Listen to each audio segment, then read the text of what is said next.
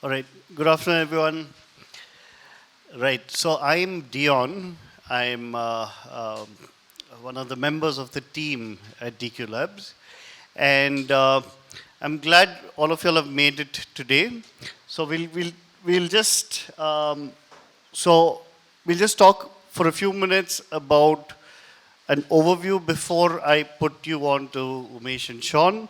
So we've all come for the orientation program of the design exploration program, right? Very next slide.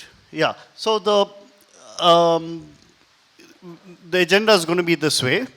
We're going to have us, start off with my talk, and then we'll get into the creativity in me, creativity in each and every one of the students that are going to be part of this session. So that's going to be taken up by Shaun. And then we're going to go into the design exploration program, the details of what's going to happen over the next 1 month or so, um, and the potential opportunities after that, right? So we're going to cover that as well. And then we're going to have the closing notes. Next slide. So, do you all recognize him? Anybody recognize him? Sam Altman, okay? Sam Altman is the CEO of OpenAI, or the founders of ChatGPT, right? Right. So he said something very, very interesting. And he says, just like the computer didn't kill the game of chess, artificial intelligence won't replace human care for each other. Now, the word human care is the key word over here, right? And human care is actually something that cannot be taken away by a machine. And, and, um, and what is human care? Next slide. In other words, it is a word called empathy, right? Empathy. Next slide. So, who needs to be empathetic? Who needs to be empathetic? That's a big question here. Doctors, lawyers, teachers, engineers, architect, right? As an engineer, computer engineer, right? Many of you all are IT, right? If the empathy with the customer or what you're doing, the end product doesn't come into what you are doing, then things don't change, right? And that's what all the IT companies are struggling with, to get their engineers to be a little more empathetic. Next. So, blogger. Now, these are the slightly newer age careers what we see. People are blogging, people are comedians. Danish Seth. Anybody follows Danish Seth here? Instagram influencer, yeah? Accountant, entrepreneurs. Lot of people want to be startups. They want to have their own startups, right? Even amongst the kids. Now when I go to schools and I ask, what do you want to be? 5 years ago, it used to be all engineer. I want to be an engineer or a lawyer or a doctor. Today, there are a lot of people who say, I want to have my own startups, right? Next, artist, sports person, business person, at all stages, you will find the need for empathy, right? And empathy is the core of design thinking. It is, now if you see, this is the design thinking process laid out by the Stanford D School, all right? So what they've done is they've defined the process. So when you say design, right? If you say, oh, that's a beautiful car, it's a well-designed car, you're using the past tense. A well-designed car, a well-designed pen, a well-designed chair, everything is the past tense. Design is the process that you use to come up with the final concept, right? So that's what this aspect is. And empathy is also used to even identify a problem. Fundamentally, identifying the problem starts off with empathy, and then it goes into the rest of the elements. All right? So, next. And so, empathy is the core of design thinking. And next question is, where can design thinking be applied? All right. Can we apply design thinking to reducing road accidents? Right? Can we apply design thinking to be more inclusive of everybody around us? Right? Be inclusive to different ideas and thoughts and processes. Next. Can we improve the lives of people using design thinking? Next. So this is exactly what one of our students did. Her name is Madhu Priyanka. She's a furniture designer and she's studied at NID Ahmedabad. So what she did, if you go back to the previous slide, what she did, she said, you know, not all of us sit the way we are doing. We sit on the floor, we sit on the bed, we sit in so many ways while we do different things. And can we make people's lives better? So she's defined different seating arrangements to help different people in different contexts. And that's really the beauty of design. All right? So we'll go to the next, previous slide. So this is another student of ours, right? I can't mention his name, but he studied he did UI UX at IIT Bombay. His first job at being campus placed at Flipkart was 16 lakhs a year. For a 22-year-old guy, 16 lakhs a year, massive. In 2 years, he's jumped to 32 lakhs per year. It's ridiculous. But this is the demand. There is a shortage of designers, which is why industry is doing this, right? Go next. But the next question is design for everybody?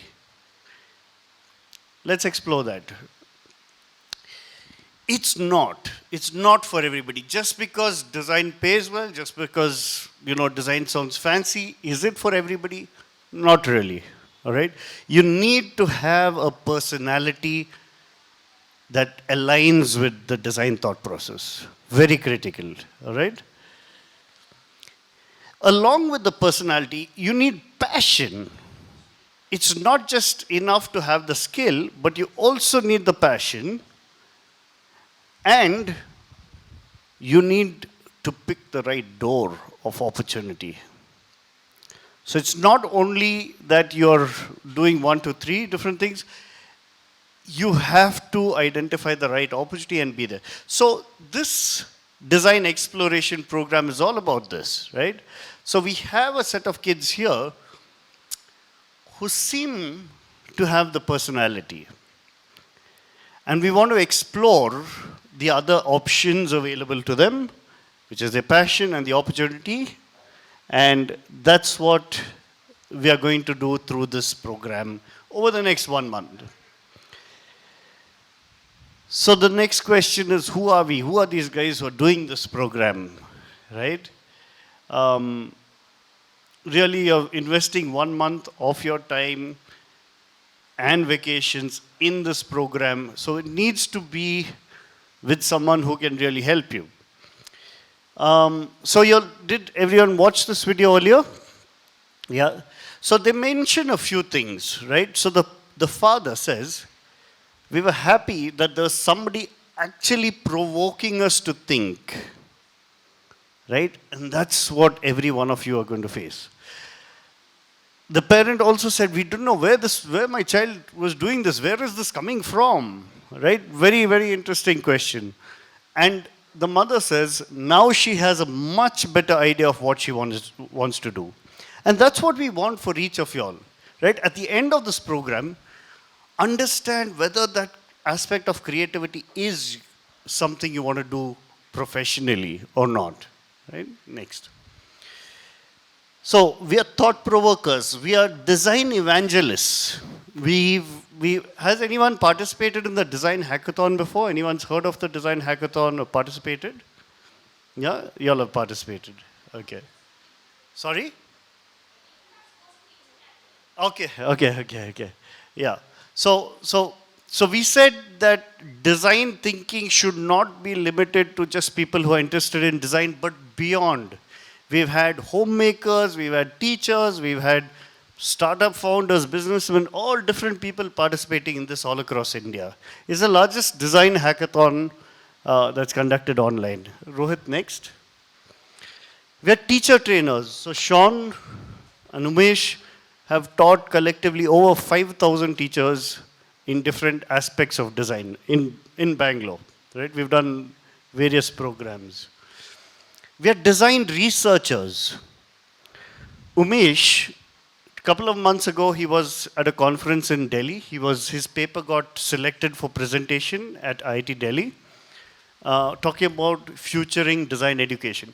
His topic was scaling up design education. And in 2019, we've done a presentation on generating new insights in learning design, right? So that's what Umesh has done. Next. We are innovators.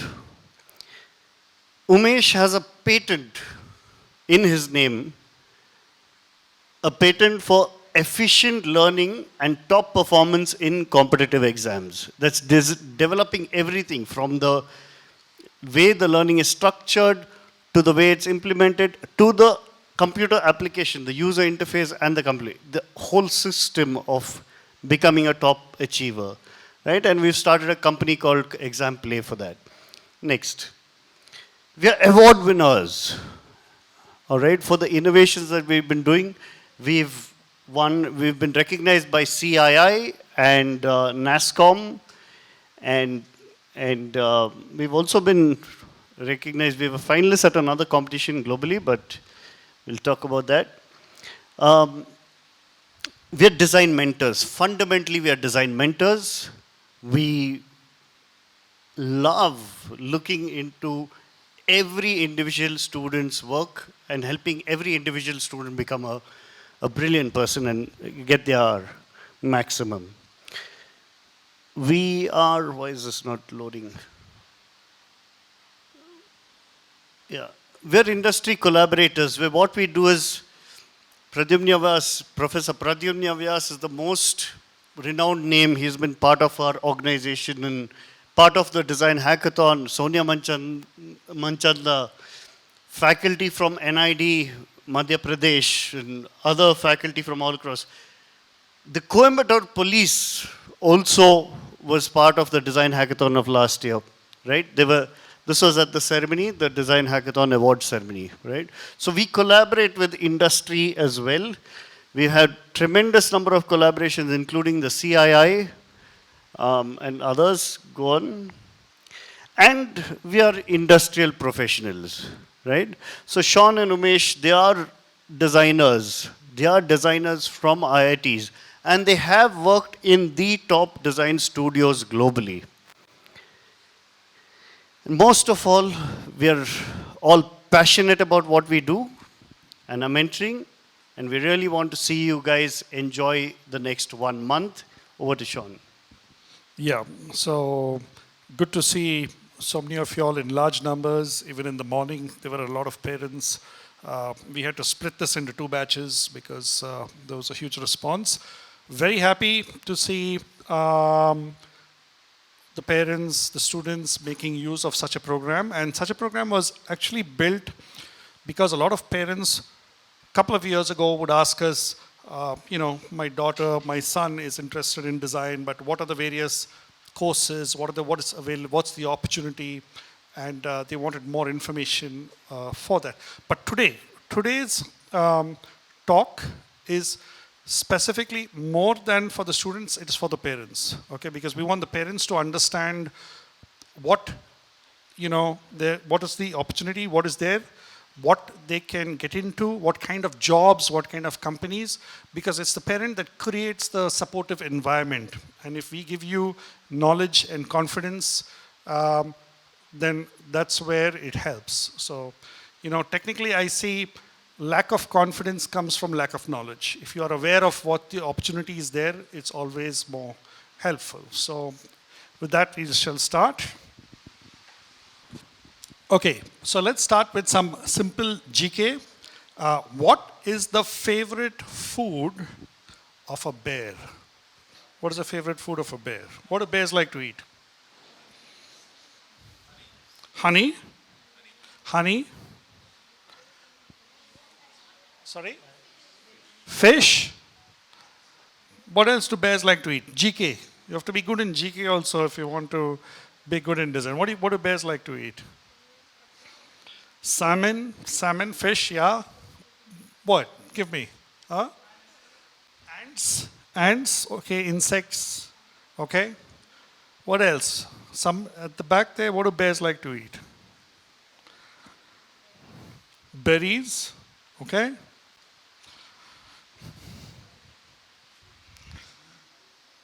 Biryani, somebody said. Biryani. Make sense? No? Berries? No? Okay. What is this? What kind of dinosaur is it? What kind of dinosaur? What kind of dinosaur? Do you know the name of this dinosaur? Tyrannosaurus, T-Rex, no?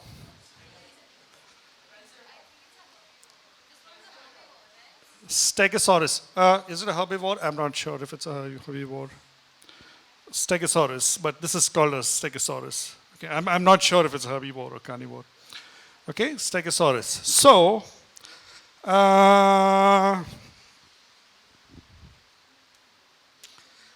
what happens if you add a Stegosaurus and a Lego brick? What do you get? A Legosaurus? Does it make sense? No? Doesn't make sense? What do you see? And maybe this will make more sense. What do you see? A puppy. What do you see? Puppy. A dog, right? A cloud. It's a cloud, right? But you see something in it.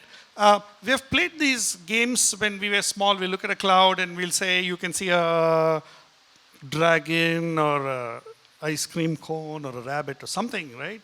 But they're clouds. How can you see something in a cloud, but it still looks like a dog, right? Or a puppy or whatever it is.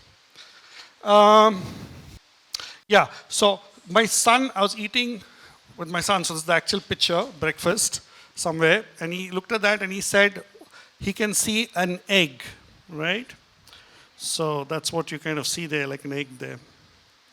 Okay, now there is a reason why I'm showing you this, okay? And I'm trying to get to connect with subjective thinking, okay? What is subjective thinking? There is a logical thinking, that is 2 plus 2 is 4. 2 plus 2.1 is 4.1. Okay, but when it comes to subjective thinking, it's a different way of looking at things. Okay, and you can't say it's wrong. Also, it is right, right? But it has multiple answers and multiple ways of looking at things. So, actually, us as humans, there are two ways we think: subjective and logical. Okay. And both are important for us in order to do anything, to come out with innovative ideas, to be creative, right? So you think of subjective, and it is supported by logical thinking, okay? Now, these two words are very important, apophenia and apophenia. What is apophenia? Apophenia is, let us say, two unrelated things, right? You can connect them. For example, you see the constellation in the sky, like the Great Bear. It looks like a pan, right? But they're just stars, but we connect the dots and we see it like a pan, right? So we make sense out of it, right?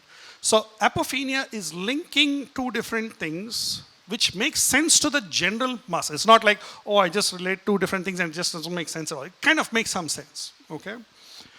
Apophenia happens in different ways. It happens visually, you can visually see something. It happens with words. So that's why you say, oh, this person is a witty person.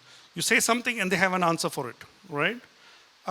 So it happens with the data, right, and different things.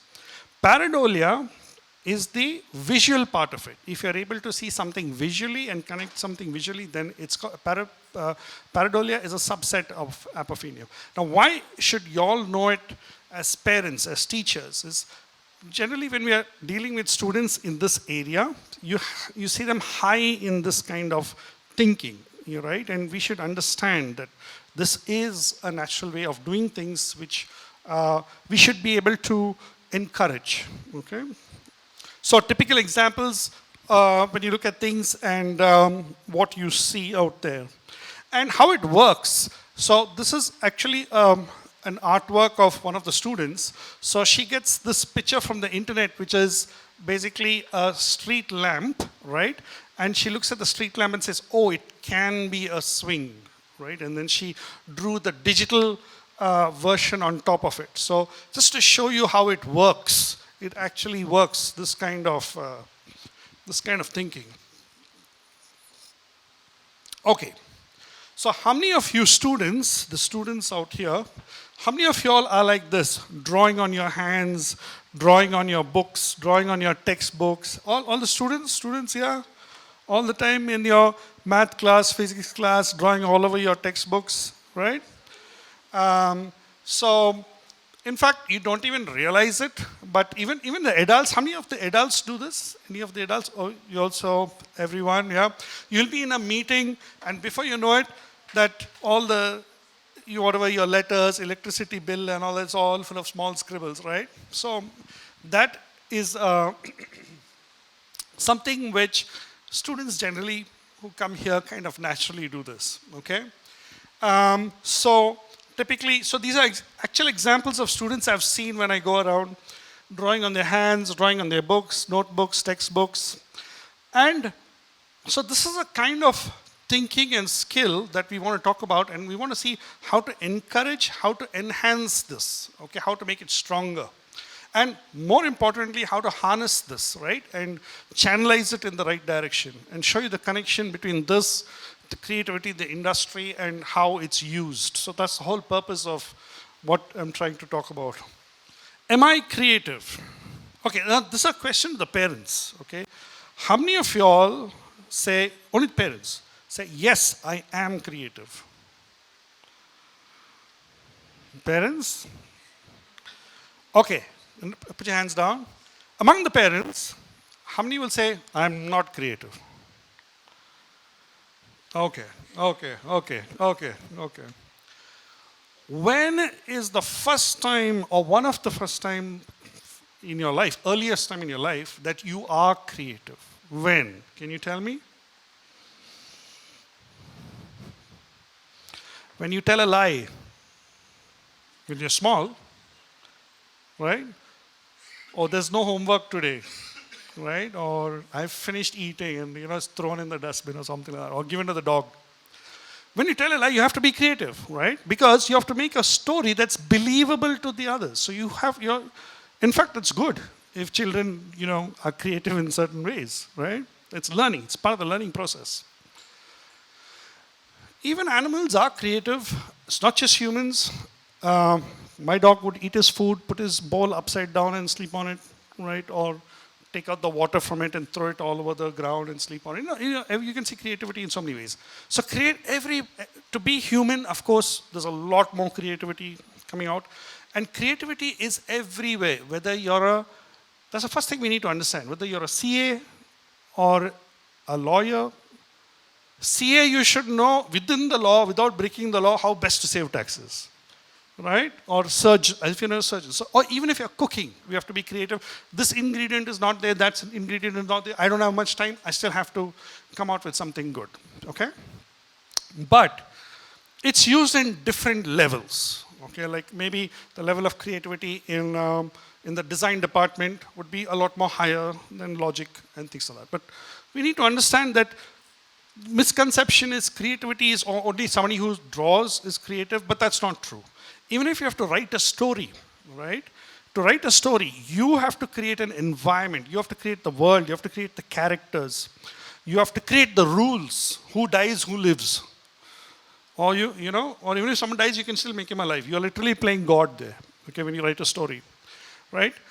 Even that is creative. So it's not just drawing. Performance arts or things like that. Or even if someone just is a humorous, person or whatever it may be.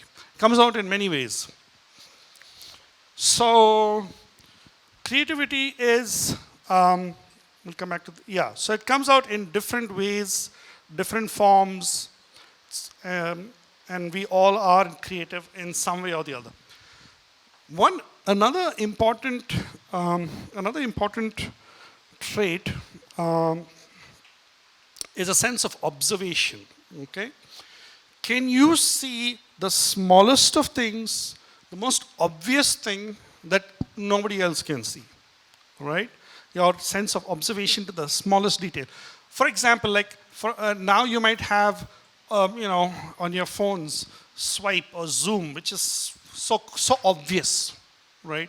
But at once upon a time, the person who actually thought of it first is brilliance, right? I mean, literally, if an apple is falling from a tree, everybody sees apples falling every day, but the person to question, why is that apple falling, right? Why is it not going up, right? I mean, so you're observing, you're seeing something which is happening all the time, but nobody else can see it, right?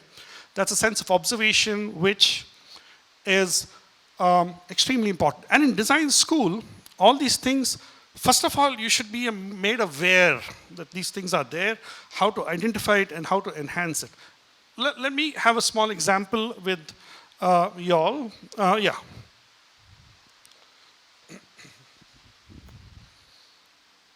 So this is a pencil. Give me different ways of using this pencil or what you have used in the past other than writing or sketching. Can you give me different ways of using this pencil? Plug point, 3-pin plug point.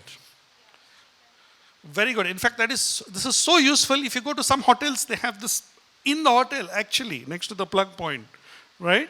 And I've done that so many times. Pen or pencil for a 3D plug point. That's the most useful one. Very good. Next. Yeah, in a bun, have you ever done that? You have done that? Okay, good. Anybody else? Scratch your back?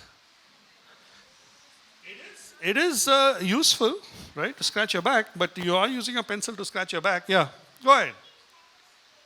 Like a scale. Have you scratched inside your shoes?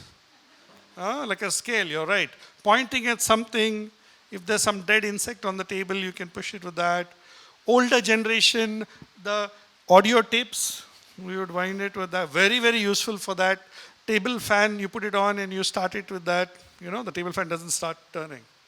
What else? What else? Chopsticks, yes. Chopsticks, drumsticks, right? So think about it. You use a pencil in so many ways. Do we observe that? Do we see it? You understand, right? Do we see? Are we observing? Or rather, how many times have you observed it? That, a pencil can be used in so many ways, like even a bookmark or something like that, right? So, observation. Small little things but make a huge difference when you're doing, especially when you're sensitive to research and research studies. Because when we students get into design, there's a lot of research we actually do. We observe people, we talk to people, we see how people behave in a natural environment without disturbing them, without making them aware, which I'll explain later. For example, one of the different areas that industrial designers work in is in the medical industry. And I've had classmates and batchmates working in the medical industry observing surgeries, orthopedic surgeries, knee replacement, hip replacement surgeries. They actually observe doctors to see how doctors work on their medical equipment, to see how they can improvise efficiency, lesser fatigue, accuracy. They actually study that. In Boston Scientific, Johnson & Johnson, they manufacture medical equipment. So observation is a part of research. Okay, now comes the most important part, okay? So we have students, we have children who are very creative, love to draw, spend a lot of time doing this. So here's the important question, okay? Is this just an art? Is this just a hobby? Can I make some serious profession out of it? Number one. Number two is, does the industry really require me, right? I mean, if the industry does not require you, then you're not going to really be of any importance to them. Now that's the important question. And what is it that you do? So yes, I have all this creativity, I have all of this, but how am I useful to make an industry grow bigger and have their products and services in more demand, right?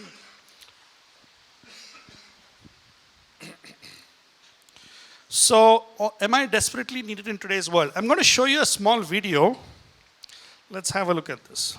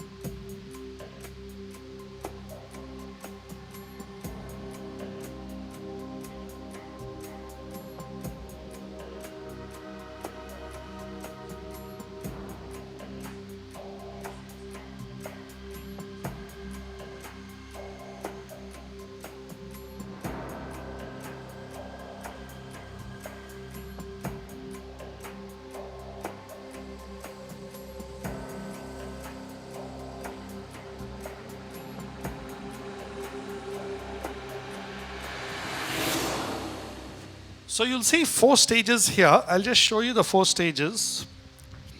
The first stage is the sketch. So actually somebody is drawing the car, okay? The second stage is a computer model, a computer 2D model, 3D model. The third stage is like a basic clay prototype, 1:1, 1:3, whatever it is. And the last is a concept, advanced prototype, advanced concept, you can say. Okay? So some of these concepts that you see here are not really working models. I mean, they're only meant for auto expose or for surveys, for websites and things like that to get people's feedback. They get a lot of feedback from this. So these concept cars, if there's like for every 1 in 20, maybe only 1 actually goes for manufacturing because there's a lot of tooling and dyeing investment. So my question here is, if you see 1, 2, 3, 4, that is sketch, computer model, clay model, and prototype. Can you tell me 1, 2, 3, 4, which is in the design department and which is in engineering? Can you tell me? Can you guess? No. Which is in the design department and which is in the engineering department? Meaning 1, 2 in design, 3, 4 in engineering. 3 and 4 in engineering. 1, 2, 3 in design. 4 is engineering. All the 4 are from the design department actually. All the 4. Now, why am I showing you this? Is to make you understand. I'm trying to tell you what's the detailed work that we do as designers. I mean, not all of you all will be aware of it, but there is so much of work within the design department. Not everybody will do the whole thing. Like say, for example, even as a designer, I can be specialized only in the computer models or in the sketching or in clay modeling. Sometimes I can do my career only in the clay modeling section or in the prototyping. However, yes, we are talking to engineering all the time. I mean, you're constantly getting engineering criteria and you're getting support from them. I mean, without them, you can't do it. But so far, it's design that's leading. Once, and like I said, these are only concept vehicles. Once you get the go-ahead for production, then it goes into engineering development. Engineering development. In engineering development, it is redone. You understand, or modified to make it. Now they will do all their crash testing and all that to make it like manufacturable. Okay, and that's when engineering takes lead. But to show you how advanced design is and where design comes in this area. Okay, now here's an interesting question. A parent asked me in the morning session that can, like say for example, HAL or DRDO, you can take engineers and make them also learn design, right? So here's my question. Let's say I take all the top rankers, the first rank engineers from all over India. I get a team of 100. And the beginning sketch that you saw, I asked them to do that. Can they do that? They cannot do that. Or it'll come very mediocre and very average. There are certain skills that the designers have, the creative students have, which cannot be replaced by the best of logical minds, which is very understood and which is very practiced in the West, in Europe, in America, right? They give importance to the design department, and therefore, if you see some of the innovative companies come from there. And now the companies here realize that you need an innovative team as well, whether it is software, UI, UX, right? Yes, you can have engineers with certain amount of experience running the UI, UX department. I mean, you're doing UI, UX, but if you get the designers to get into the UI, UX department, it's different, right? The comment of, because designers are very, very sensitive to things that they've been doing since they're children. They understand, they observe, they understand the psychology, the thinking of people. Because design is front end. If you're looking at a software, it's front end. It's where a human is interfacing. Sometimes the logic is different. Why do I like this? Why there's an icon there, but I can't even see it. You understand, right? So designers are a little more sensitive towards this. Okay, so this is a very, I get this very often, this word, but, meaning my daughter wants to take design, but she is very good at math. My daughter wants to take design, but she's very good in studies.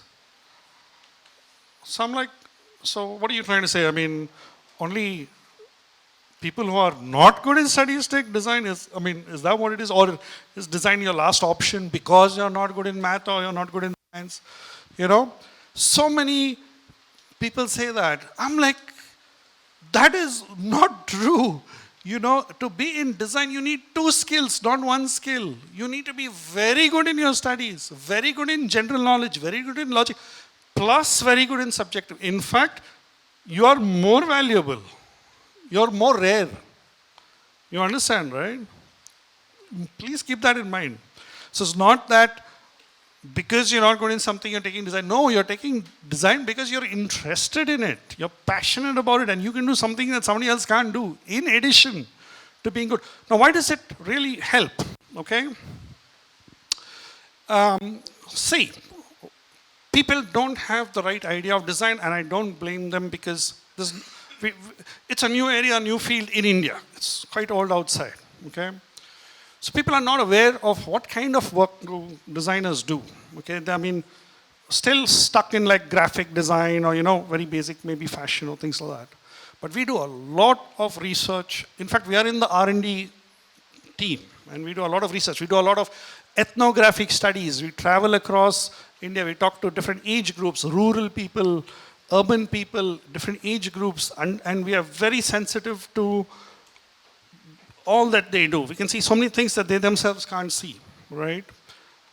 Tata, I was part of an ethnographic study. Anything to do with Tata, buy. I'm talking about Tier 1, Tier 2, Tier 3 cities. Why? Tata is such a trusted brand. Tata Salt, buy. You know, you have to understand how people think. You've got to be sensitive towards that. So you need a lot of knowledge. And if you're working in industrial design or even animation or anything, you need to have the logic. You need to, the more knowledge you have, the better designer you are, right? And I'm not saying you need to know everything. Like say, for example, like I said earlier, if you're a designer working for the medical industry, now it doesn't mean that I need to know anything about everything about medicine. You learn along the way. But you should have the capacity to read and research and do mini research for every project that you go through, right?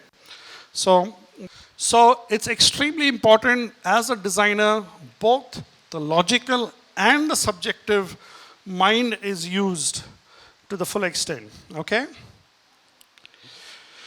So people get surprised that, of course, there are a lot of software parents here, and you are quite well aware that there are designers in the software industry, UI, UX, you have graphic designers there. Designers are employed across all segments when it comes to software, manufacturing, and India is now giving a lot of importance to design. There are no apps, games, anything that does not have designers in their teams, right? Or if they don't, then they're doing it the wrong way. Even small companies nowadays have designers on their board. This is just to show you the kind of work that's happening now in India. I was part of GM, and when we were there, we did this concept vehicle, which was done here in Bangalore, to show you the kind of advanced work that we are doing here. This is typically how a design studio looks like, a very fun environment. In fact, the GM design studio where I worked in looked very similar to this. And we had engineers, advanced engineers, scientists and designers. We could go into their department, but they need permission to come to the design department, right? Special permission. Not everybody can enter the design department. It's very secretive. And when they would come, the engineers, they would be like, wow, what is this? You know, how did you all get into this design? I mean, in fact, I myself was an engineer and then I got into design. Because at least now it's more known, but say 15, 20 years ago, it was almost unknown, unheard of, you know, the design department. So how did you get into design and things? You know, the engineers were so interested as to how did you get into this department, you know? It's like that. And if you see Indian, products, can you tell me the one to the right, what is it? It's a fan. Yeah, fan. It's a fan, basically.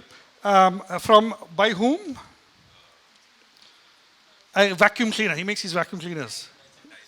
Dyson, correct, right? So, very famous industrial design. It doesn't have blades. You can actually put your hand through and, you get breeze. So, good example for a product design. This is a live straw where you can take it to any water, drink from it directly. It's got a filter in it. Some examples for product design. I was telling you about designers in the medical industry. In fact, Johnson & Johnson and Boston Scientific both have design departments in India.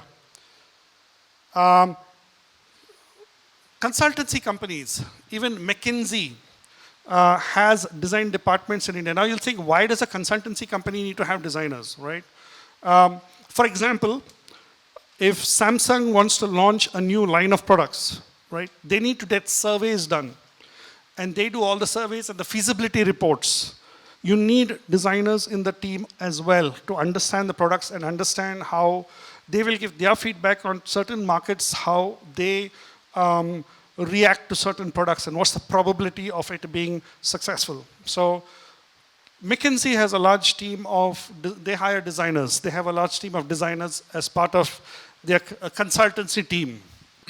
How is design changing India? The rupee symbol was designed by a communication designer from IIT Bombay. Mahindra. So we have seen the transition of Mahindra in the last 15, 20 years. Insane transition, the amount of investment Mahindra has put, and you can clearly see absolute success in their sales.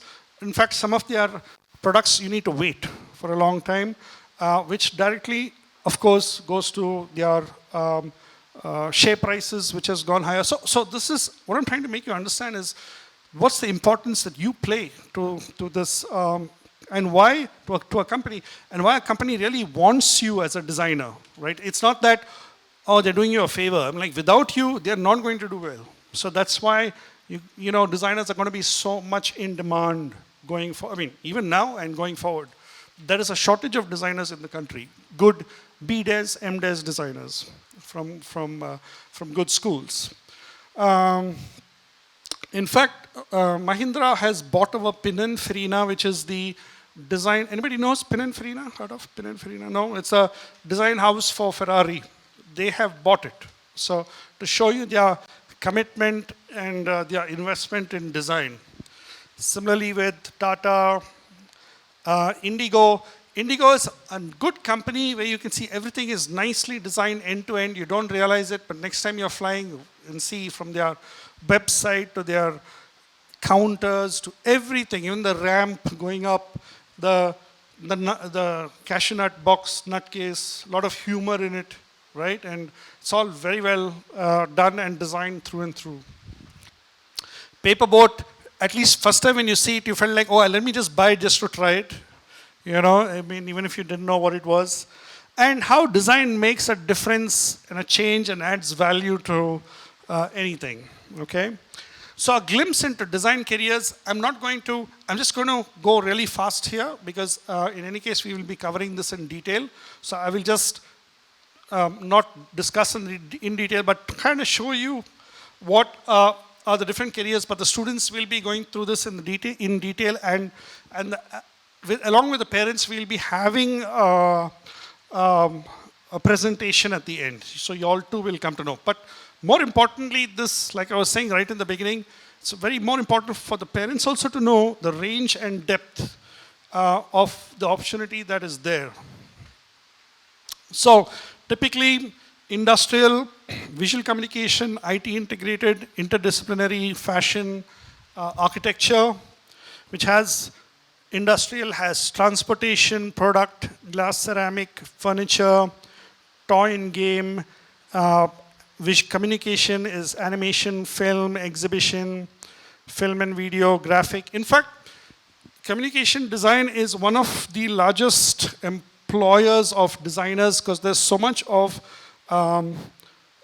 e-commerce, especially the e-commerce industry has a lot of communication requirement for communication designers. If you look at their websites, if you look at so much of animation of all their products and everything that they need to put across. And when I say communication design, it's even education. How many of you have seen these TEDx talks and TEDx animated talks? Anybody watches them on a regular basis? It's all done by designers. And there's a lot of intellectual thought process that goes into it while making these animations, right? You've got to structure it the right way. You need to see who it is being delivered to, who is understanding, and can they understand what you're trying to portray. IT integrated design, UI UX, interdisciplinary, fashion and fashion, textile, leather, lifestyle accessory. In fact, do you know that there are fashion designers in the transportation industry? Fashion designers, so that's hard to believe, right? I mean, okay, why will a car industry require fashion designers? But they're there. Got inside, correct, interiors. There's a department called color and trim, in which all the interior, leather, fabric, color, trim, touch and feel department, you have a lot of designers working there. Where their specific requirement is to hire fashion designers. Fashion communication, architecture and interiors. So coming to the future of design, so this is just the tip of the iceberg. We're literally in the Bronze Age. There's so much that is going to grow. There's so much going to boom on so many levels, right? Like even if you just see all your the even the virtual world that's coming up, the Apple Vision Pro, the HoloLens by Microsoft, the metaverse. You can just imagine the abundance of virtual work that is yet to be done.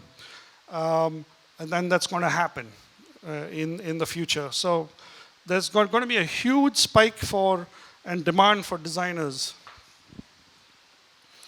Simple things like smart homes, so all that we see is quite, in another 10 years, maximum 12 years, 15 years, will all be completely different. And when I say different, it's already there, but I mean on an average, where everybody can afford, where it becomes very common.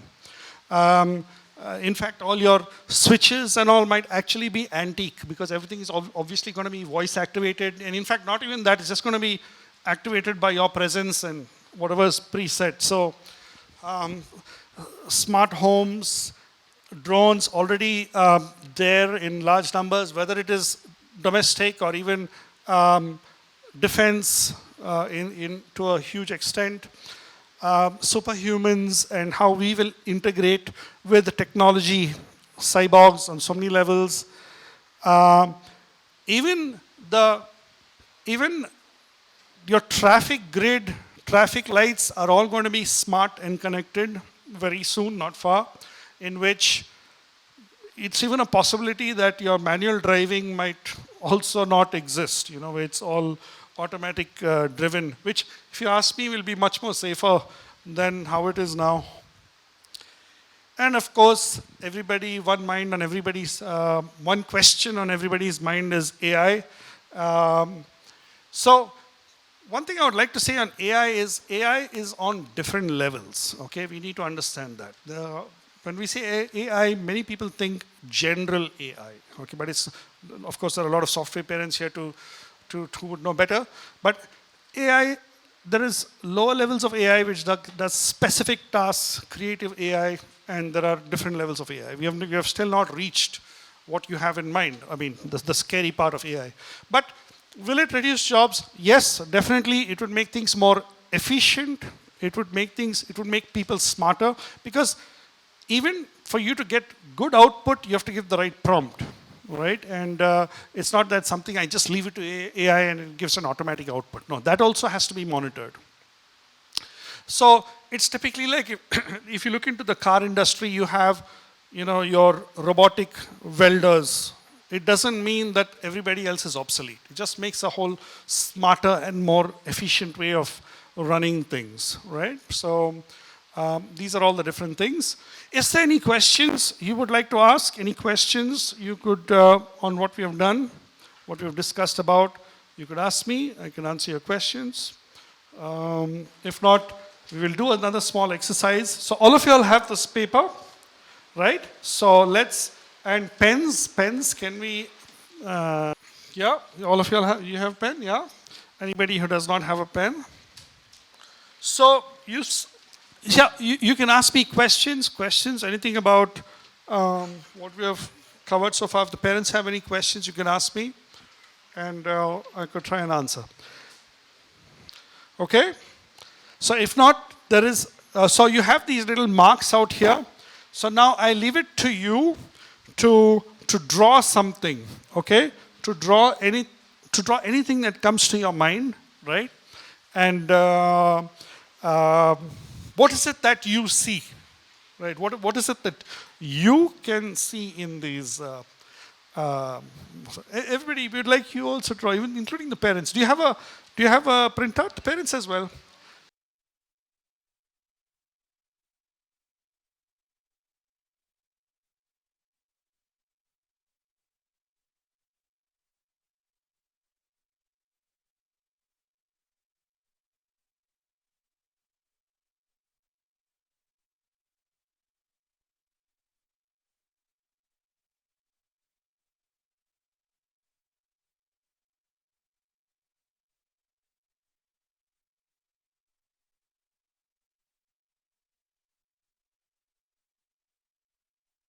Some of the work, okay?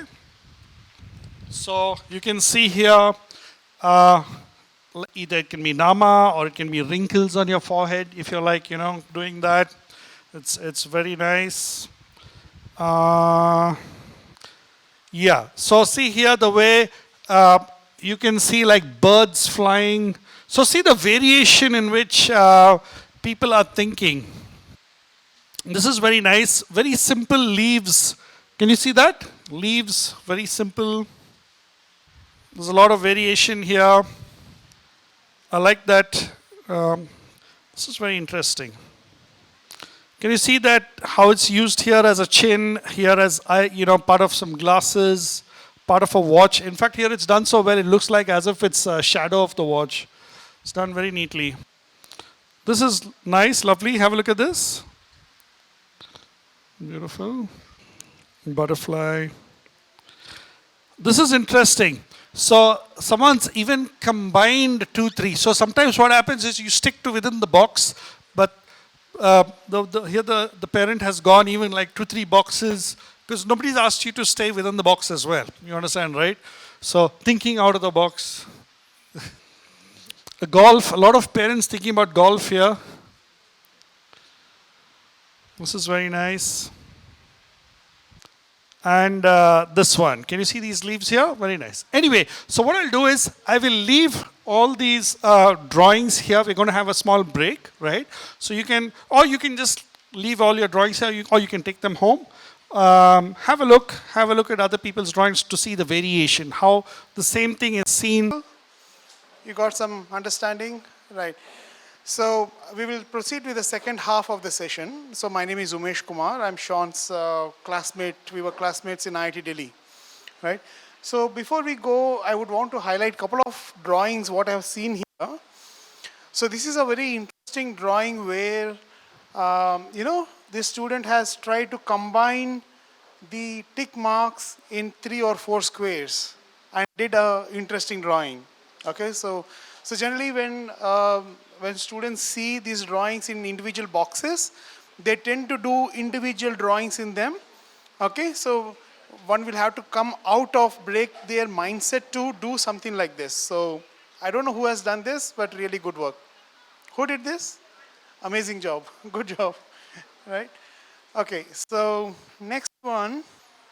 Yeah, so again, you see, I mean, you doesn't have to bound your imagination to the given space. You can go beyond, right? So this is an example of that. So where you can see that there's a little boy and his head is also going beyond the box, right? So, I mean, this is the kind of thought process you're thinking. They say, think beyond the box, right? So this is an example of that. So think beyond the box. Right? Okay, cool. So let me start with the second half.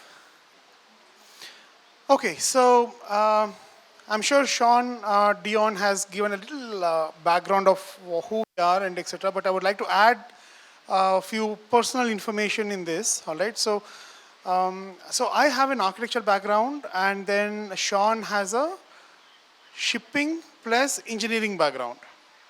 All right, so he was in the merchant navy for 5 years, and then he decided to go into engineering, and he did production engineering, and then he thought, no, I need to be in the creative side, and then he went to Masters of Design in IIT Delhi, and that is where I met him. So we were both classmates. So I had an architecture background, and very interestingly, we both got campus placed in General Motors together.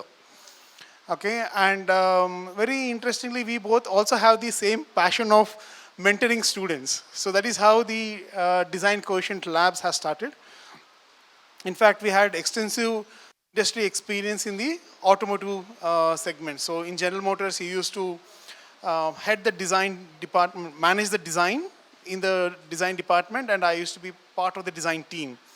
And I had worked in Hyundai Kia Motors in the US, Land Rover, Jaguar Land Rover in the UK, and etc. etc. So we with very qualified and global exposure. See, one of the qualities of a designer is like a detective. All right. So when certain crime happens, what does the detective do? He investigates, right? So anything that happens in the world around us. So we kind of have that mindset, right? So we don't let things go as easy as like people see, okay, pencil aisa hai to aisa hai, okay, leave it. Okay, no, we have this kind of a, what do you call, kind of an ability that we try to question things.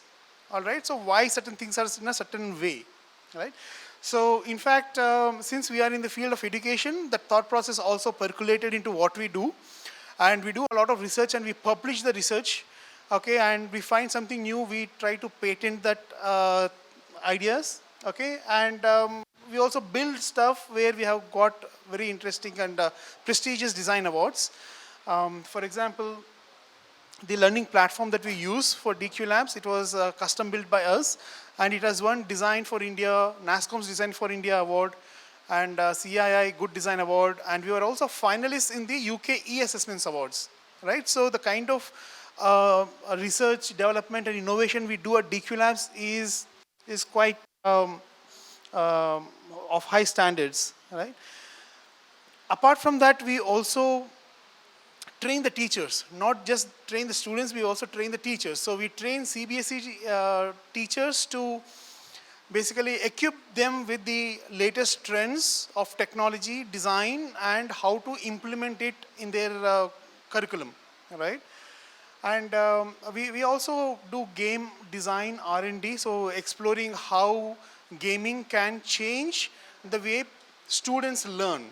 Okay, so these are certain areas of our interests that we do. From a social impact point of view, we try to organize a pan-India design hackathon online, through which we try to kind of train people in the design thinking process. Okay. In fact, the next design hackathon, which is open for everyone, even the parents can participate, teachers can participate, employees, businessmen, students, everybody can participate in it. And what they will be learning is the process of empathizing with people, the design process, and then the AI. So how do you use all these three to find problems worth solving, okay, and present your solutions. So this year, the Design Hackathon is happening in August, I think 3rd and 4th of August. So we'll be sharing that information. Please do participate in the online event, and you'll be tremendously gaining with the tools that you can use for solving the problems at your level. All right. And we also organize international study tours. So pre-pandemic, we used to take students to Italy, Dubai. So basically to help them navigate through these design conscious environments, right? To understand design firsthand. This year, we'll be organizing a study tour to Japan in the month of September. Okay, so it's not a holiday. It's a trip to understand their culture, design, how they are embracing the design culture, and how people are living seamlessly by the influence of design. So we are going to go to study those, right? So in a gist, at DQ Labs, we do everything that is related with design, right from research, innovation, R&D, social impact programs, train the trainers, and also teaching and mentoring students. All right, so we are into doing all of this stuff. Okay. So our purpose, why we exist, DQ Labs as a company, is to unlock potential in individuals. And how we do that is through design intervention. And that is our main reason why we are running the DQ Labs.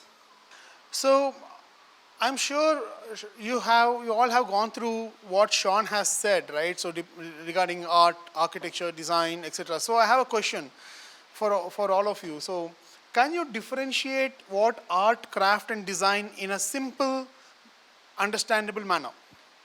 Can anybody try that? First of all, do we all agree that there are three different areas of three different terms?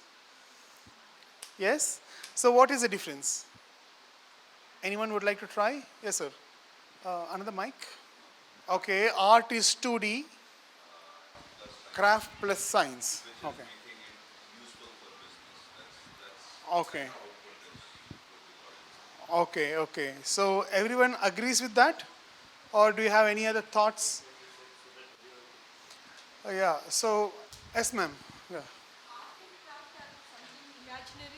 But when you come to design, it's for a specific purpose, right? Like you're designing for something. Okay, art and craft are for Beautification for or like imagination. imagination. Okay, Or design is for specific speak purpose. requirements, like you design for a requirement. Okay, okay. Govind, could you please pass on the mic here? Yeah.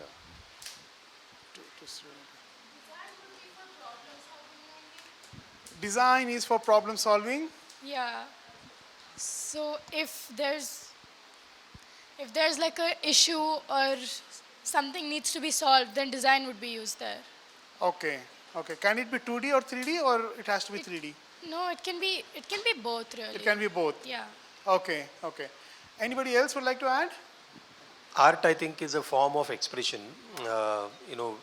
which can be in any form. So, whereas craft, I would say, is it's a physical thing, that uh, that has an art in it. So that can be a output, which you can feel. And design is more streamlined process of approaching a problem and coming out with a solution for a particular problem. All right, cool. All right. So, yeah. So, craft is a subset of art. Okay. Yeah, so art is kind of a bigger thing. Craft is also art, but it's a subset of art. Design is a steps that you follow to solve some problem. All So right. design is typically would be associated with solving some problem. Okay, okay. So all these responses are correct at certain levels, all right? To help you understand, okay? So art is a self-expression, yeah? So an artist does a piece of work to express his own self. He's not doing for a particular person. He just feels good, he paints something. He feels amazing, he paints something. And he's doing it as a means of expression of his thoughts, all right? And art is unique. It's only one piece. It's only one piece in the entire world. All right? Okay? Um, if you go for craft, craft is something that is done using hands, okay, to again solve a specific purpose, but they are limited editions. Okay? So art is only one, craft can be maybe 10 or 20, 30, 40, 100, maybe maximum, done by a craftsman. Okay? Now design, whatever you design and produce, it is for millions. Okay? For example, if you design a phone, they don't want to design a phone to sell one of them, right? So they design a phone to sell in millions. All right? So that is one thought process. Okay? So art can be 2D, 3D, it could be in any form. Even dance is a form of art, right? But it is your self-expression. Okay? Whereas craft, you are solving a problem but with limited means of reproduction. So you'll not be able to produce them in large numbers. Okay? Whereas design, you can do that. Okay? Now there is something beyond design as well. Okay? So we'll go into that. Okay? So for example, an example of, say, okay, they are not loading. It's good they're not loading. So yeah, it's mysterious for you to understand what there is. Okay, so art. Can you recognize this piece of art? Dali, right? Salvador Dali. So he has expressed his understanding of time through that painting, like a melting clock. So time kind of passes on, right? And this is a famous cuckoo clock, which is handmade, handcrafted, and each piece is unique, right? And that's a craft. I mean, you don't reproduce them. I mean, you don't mass manufacture them. Of course, nowadays they are replicating it to look like that cuckoo house, but then they're all plastic in nature. I'm talking about the original craft, okay? So let me just, okay, so now we see this. In everybody's house, we'll find some Ajanta or some clocks, right? So that is design. Okay, so whichever, I mean, you have a purpose. To fulfill that purpose, there's a need, and to fulfill that need, you are creating an object. And that object is mass produced, right? So that is design. And now so this doesn't tell time, but it gives you an expression of what time is, an abstract concept. This tells time, this also tells time. Now there is something beyond design as well, which is called as experience. Now this is also a clock, right? But it doesn't look like a normal clock. But still it functions like a clock. It does tell the time. Okay, but imagine you have this kind of a piece of art in your home. Whoever looks at it will have a conversation. It is like an icebreaker. They'll say, hey, what is this? Right? So, I mean, it's giving you an experience. So there is art, craft, design, and experience. Okay, so as design professionals, what we are trying to do is not just design objects, but create an experience with the object. I'll give some other examples, all right? Do you all know what is this? Lemon squeezer, right? So, yeah, it's great. So it's very simple. So you keep the piece of lemon there and it squeezes and perfect. Now what is this? Sorry? It is also lemon squeezer. Any other? It looks like a spacecraft. Yeah. So in the morning session, somebody said it looks like a massager, head massager. No, it could be. I mean, it could be. But this is a very unique product. The purpose of the product is to squeeze lemons. It's the same purpose.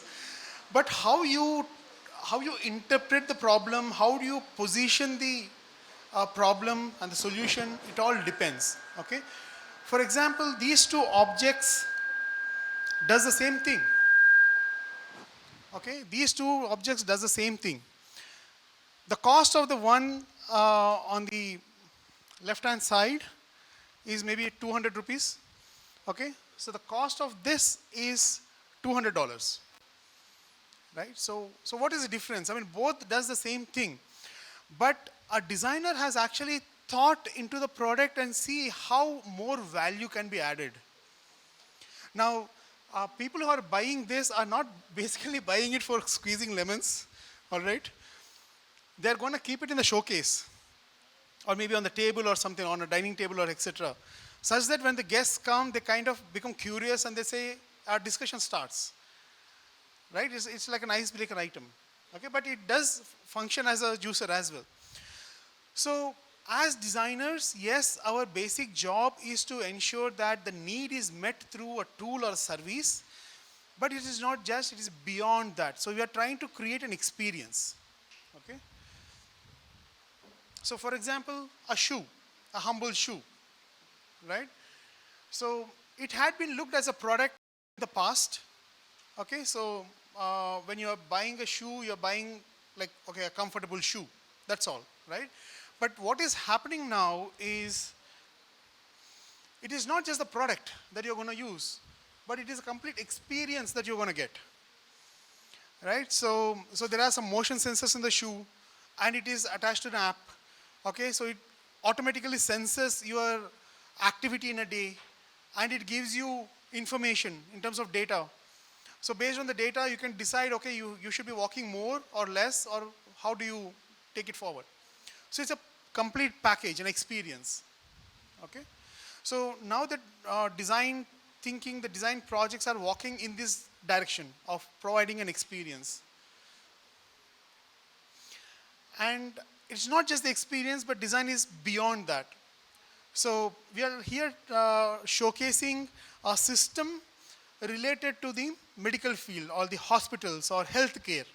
Okay, so you have hospitals, you have insurance company, government, doctor, medical devices, patient, medical suppliers, medical device manufacturers, and pharmacy. So basically, when we are ill, we go to a hospital, we see the doctor, we take medicine, and we come out. But we don't know what is happening beyond. There's a huge industry that is associated with it. Okay, so these are called as the entities. Okay, so for example, insurance company and hospitals, these are entities. However, there is relationship between the different entities. Okay, for example, hospital pays the insurance company. Okay, and the government regulates the insurance company. So what is happening is there are entities and there are relationships between the entities. Okay, and then there are attributes associated with entities. For example, in the pharmacy, attributes like location, the products they sell, and the employees that they employ. are also matters into in terms of how they are conducting the business. Now, so why I'm showcasing this is because the role of a designer is changing constantly. 20 years ago, if you say that, okay, I'm a designer, they'll think, okay, you're a DTP printer, okay, you are doing some graphic on the computer and you're printing. Okay, or maybe you're a tailor, you're like a maximum, they think of a Bollywood design in the sense. Okay, but now the perception is changing. So the perception is not just product, it is an experience, and not just an experience, it is a system level design. Okay, where there are requirements of all the stakeholders to conduct their businesses in a proficient manner, right? And then, so design of service, that is at a system level, and then design for social innovation. So what is this social innovation? Okay, so majorly designers kind of work for companies, all right? So why do they work for companies? Because companies have a need and they pay, right? But it is going beyond the company's structure. Now they're looking into the social needs. For example, once upon a time, if you have to take a loan, you have to go to bank, you have to apply, and the bank may look at your credentials and they say, okay, you're not eligible, you go away. Or if you're eligible, you get the funding. Now, there are millions of people who do not have a bank account in India. So how would they take the loan from the banks? So that is where the design for social innovation comes into play. Like for example, microfinancing, P2P lending, peer-to-peer lending. All right. Now the thought process is going into the design for social innovation. Okay. And a step beyond that is transition design. Now what this transition design is that designers are working with governments to design the policies. So now designers are working at a policy level. All right. Now you may ask, okay, what is the need? I mean, okay, I understand if you have to design a pencil, you design it and you give it. But what is the need for going into a government level and designing the policies? Can anybody answer why? What is the need for designers to work on? Acceptability of the policies by whom?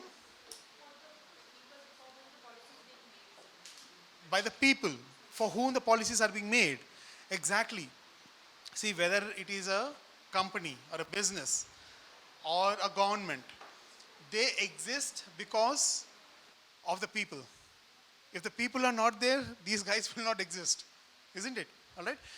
Now, it becomes imperative for all these organizations to understand what people wants.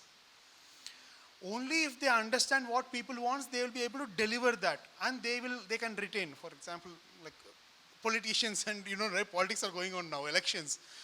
Okay, if the politicians don't understand what people wants, people will not vote for them.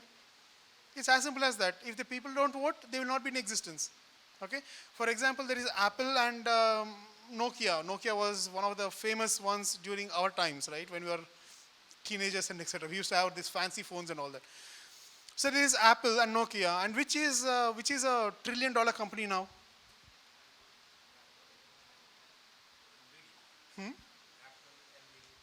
Apple, right? So compared to Nokia and Apple, Apple is a $1 trillion company.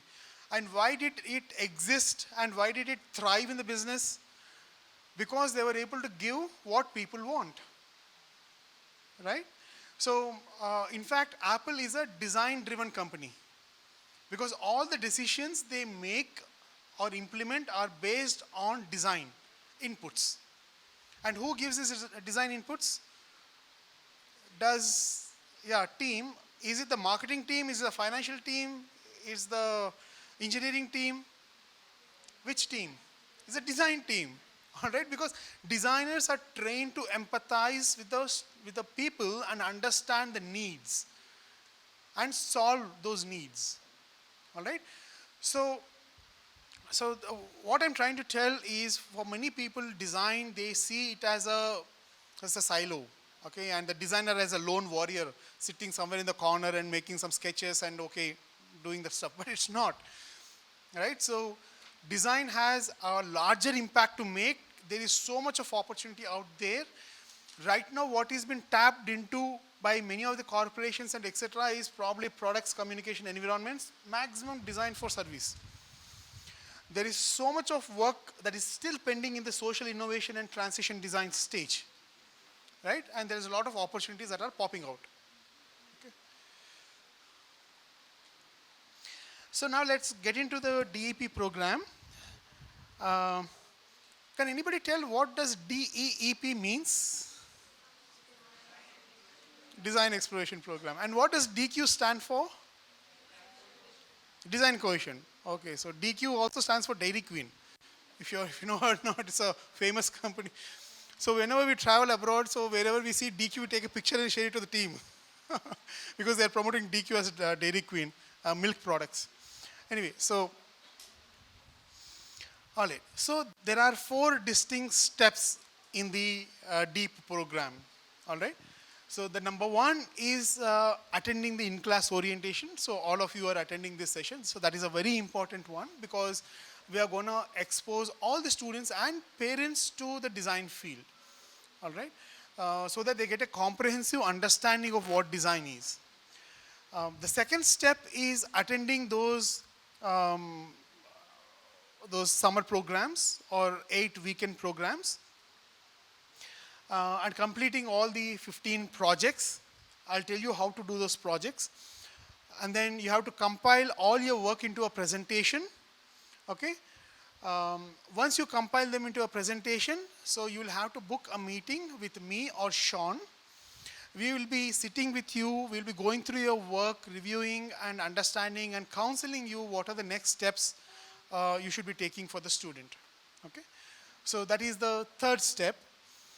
And once that is done, the fourth step is a convocation. So all the students who have completed all the projects successfully and had a counseling, they will be called for a felicitation program in which we will be giving out the certificates. Now, these certificates are very special.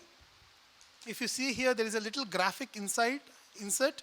So that's a drawing that you would have made in one of your explorations.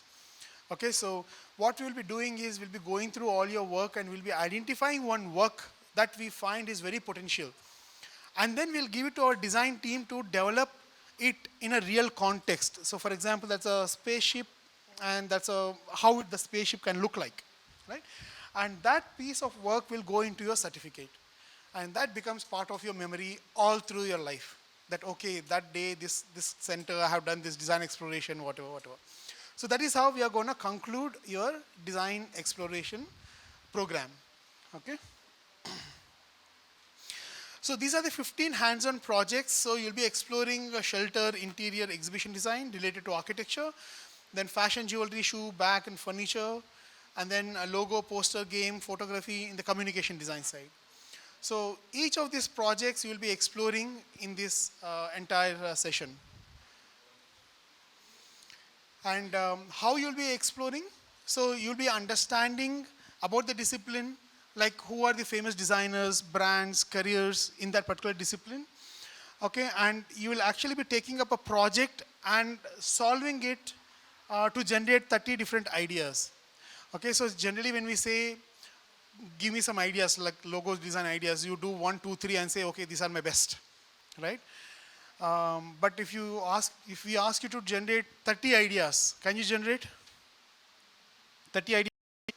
It's a little tough, right? 200 ideas is even more tough. 1,000 ideas, not possible, right? But we are going to give you a methodology with which you can come up with unlimited ideas. Okay, so that is called as Cup 56. I'm going to explain about that. But you will be applying this for each of the projects and you come up with 30 ideas, at least 30 ideas, all right?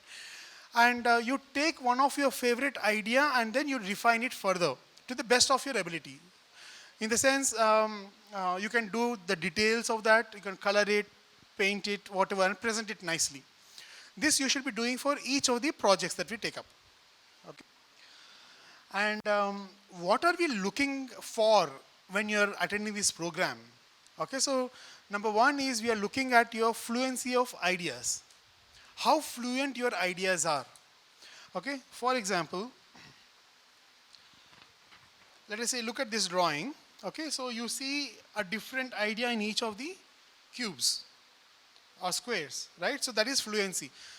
Let us say you have filled this, but in the first box you have drawn a parrot, and the second box you have drawn a crow, and then you have drawn a hen, and then all birds. That is not uniqueness. You understand, right? So we are looking at your uniqueness of ideas, fluency, uniqueness, and the thought process behind. So how did you evolve your ideas? So we are going to look at the thought process, and of course whether you have enjoyed doing what you're doing or not. Okay, so these are what some of the things that we will be looking for as you're doing these projects.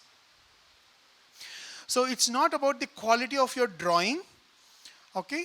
It is about the quality of your idea, right? So I mean, if you have a great sketching skill, you are welcome to draw fantastic drawings, but we are just looking at your ideas, the quality of your ideas. I'll show some examples how you can do them, okay? So this is the schedule. So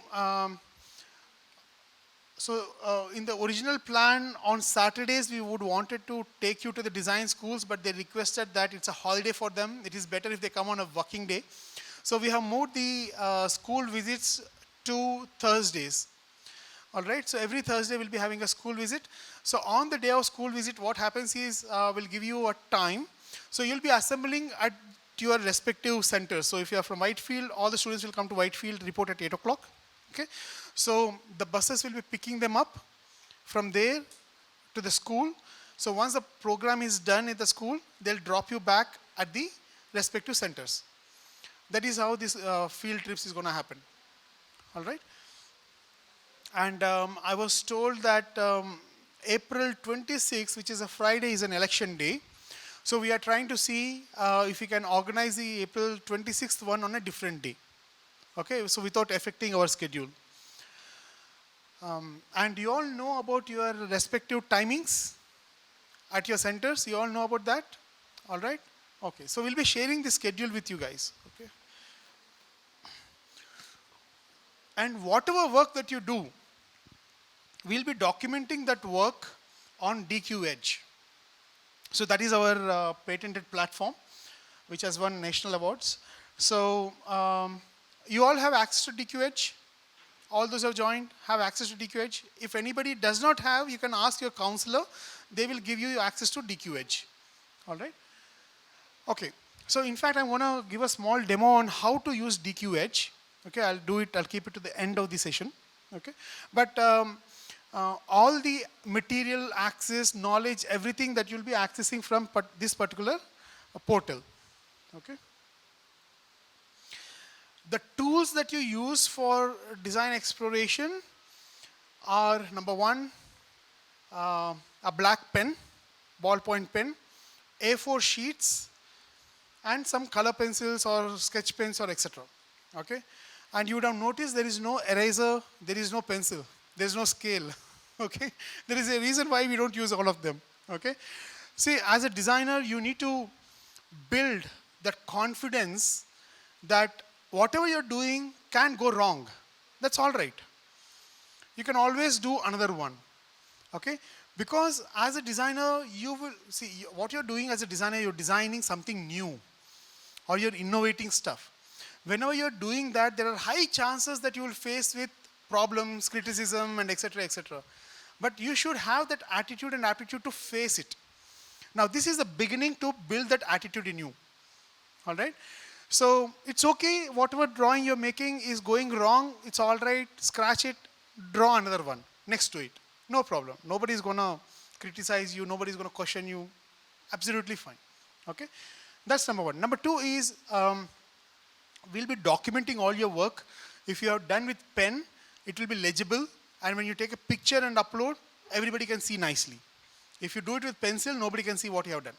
Right? So these are the two reasons why we encourage students to do it in this.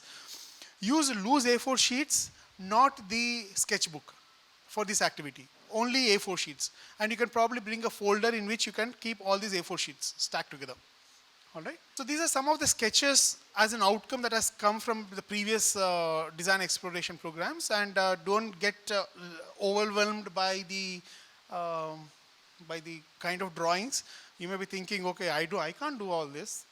Don't worry, even this student has not done this before. Okay.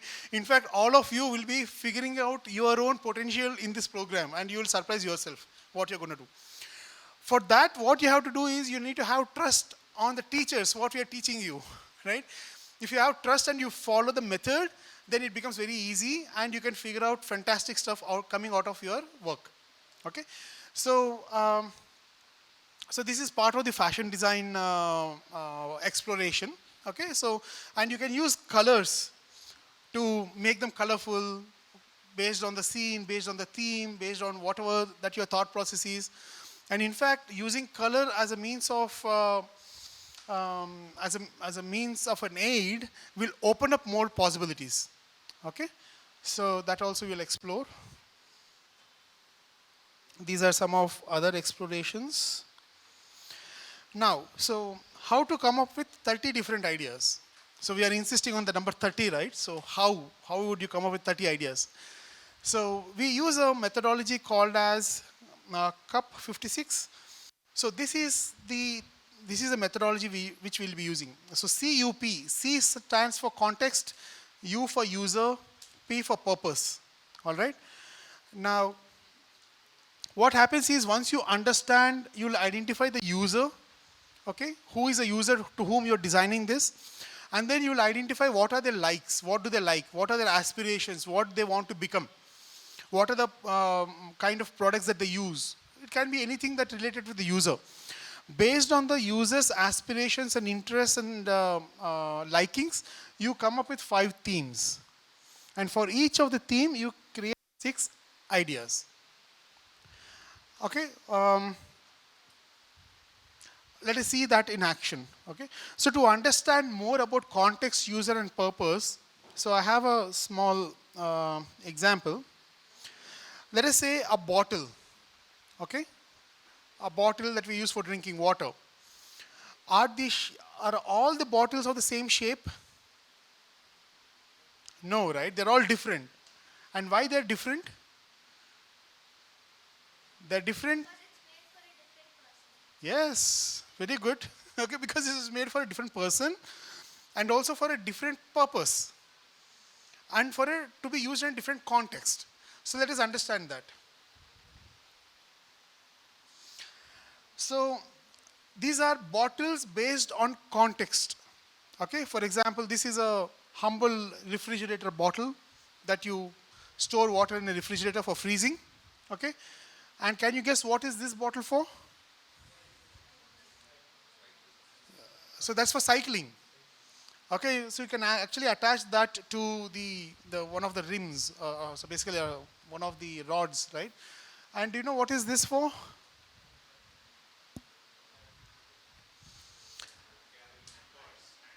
Carrying in a purse or a handbag.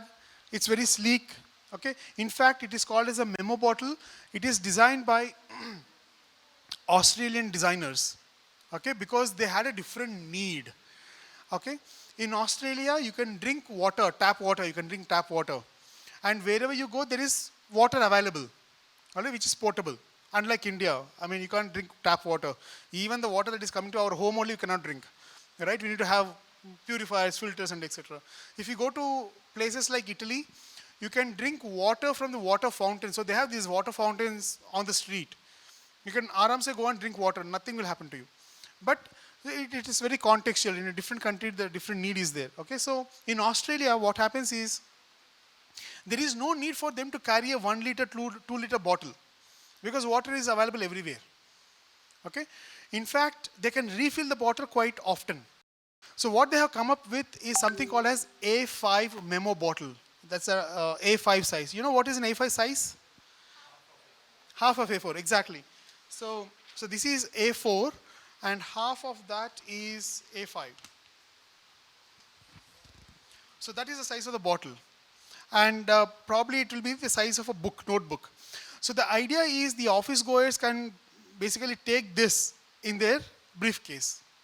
Okay, so generally what happens, they either carry it separately or they try to fit it in the bag side pocket and the bag becomes like bulged, right, with that, or you keep inside the bag and it kind of moistens the water, the books or whatever documents inside. So again, this is based on the context. If they have not considered the context, these three bottles would not have been designed in the first place. All right. Can you guess what is this bottle?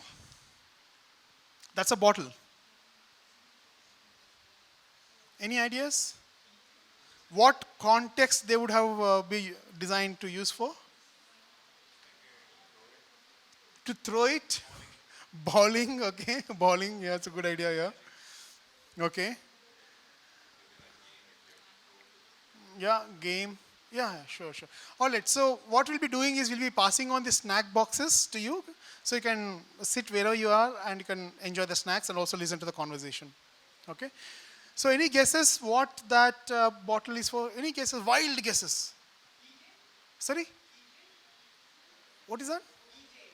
Keychain. Keychain. Okay. Any other guesses?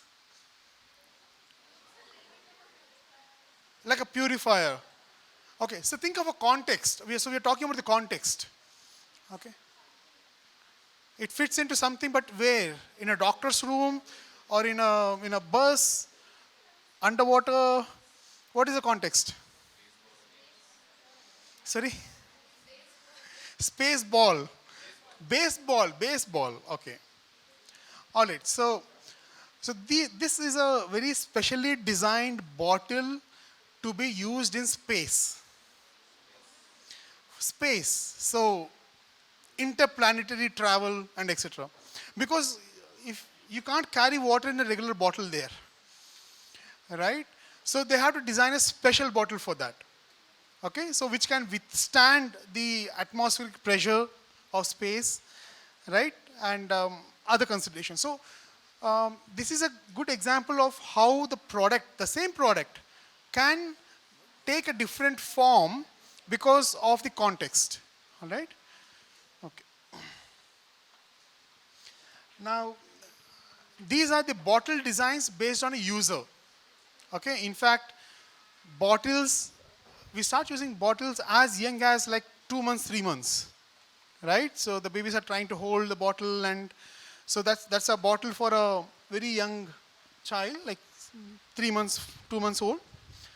Maybe this is for 1 year old, okay, and a bottle for a 5 years old, and a bottle for a teenager, okay, a bottle for a probably office goer, so a bottle for maybe to hit the gym, etc. Right? It's the same bottle, but based on the user, the designs change. Now, for example, I mean, they all does the same purpose, right? Carrying water, all right? So let us say if you want to give this for an office goer, would you take it? He'll not take it, right? So that is where we have to understand the user, what their likes, dislikes are, what their aspirations are, what they want, how they want their bottle to look like. And based on that, we create the design. Okay, so this is an example for a bottle design based on the user. Okay. Now, the P is for purpose. So again, the shapes of the bottle change based on the purpose. Okay. For example, now all these bottles, designs, can you guess for what purpose these bottles are designed for?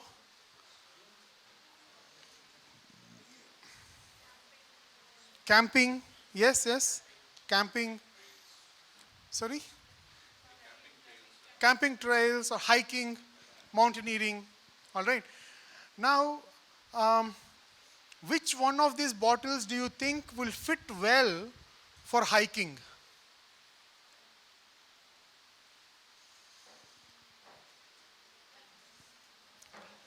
This one, this one, this one. All right, okay, okay, this one. Okay. Any other choices? Let us say you're going for hiking.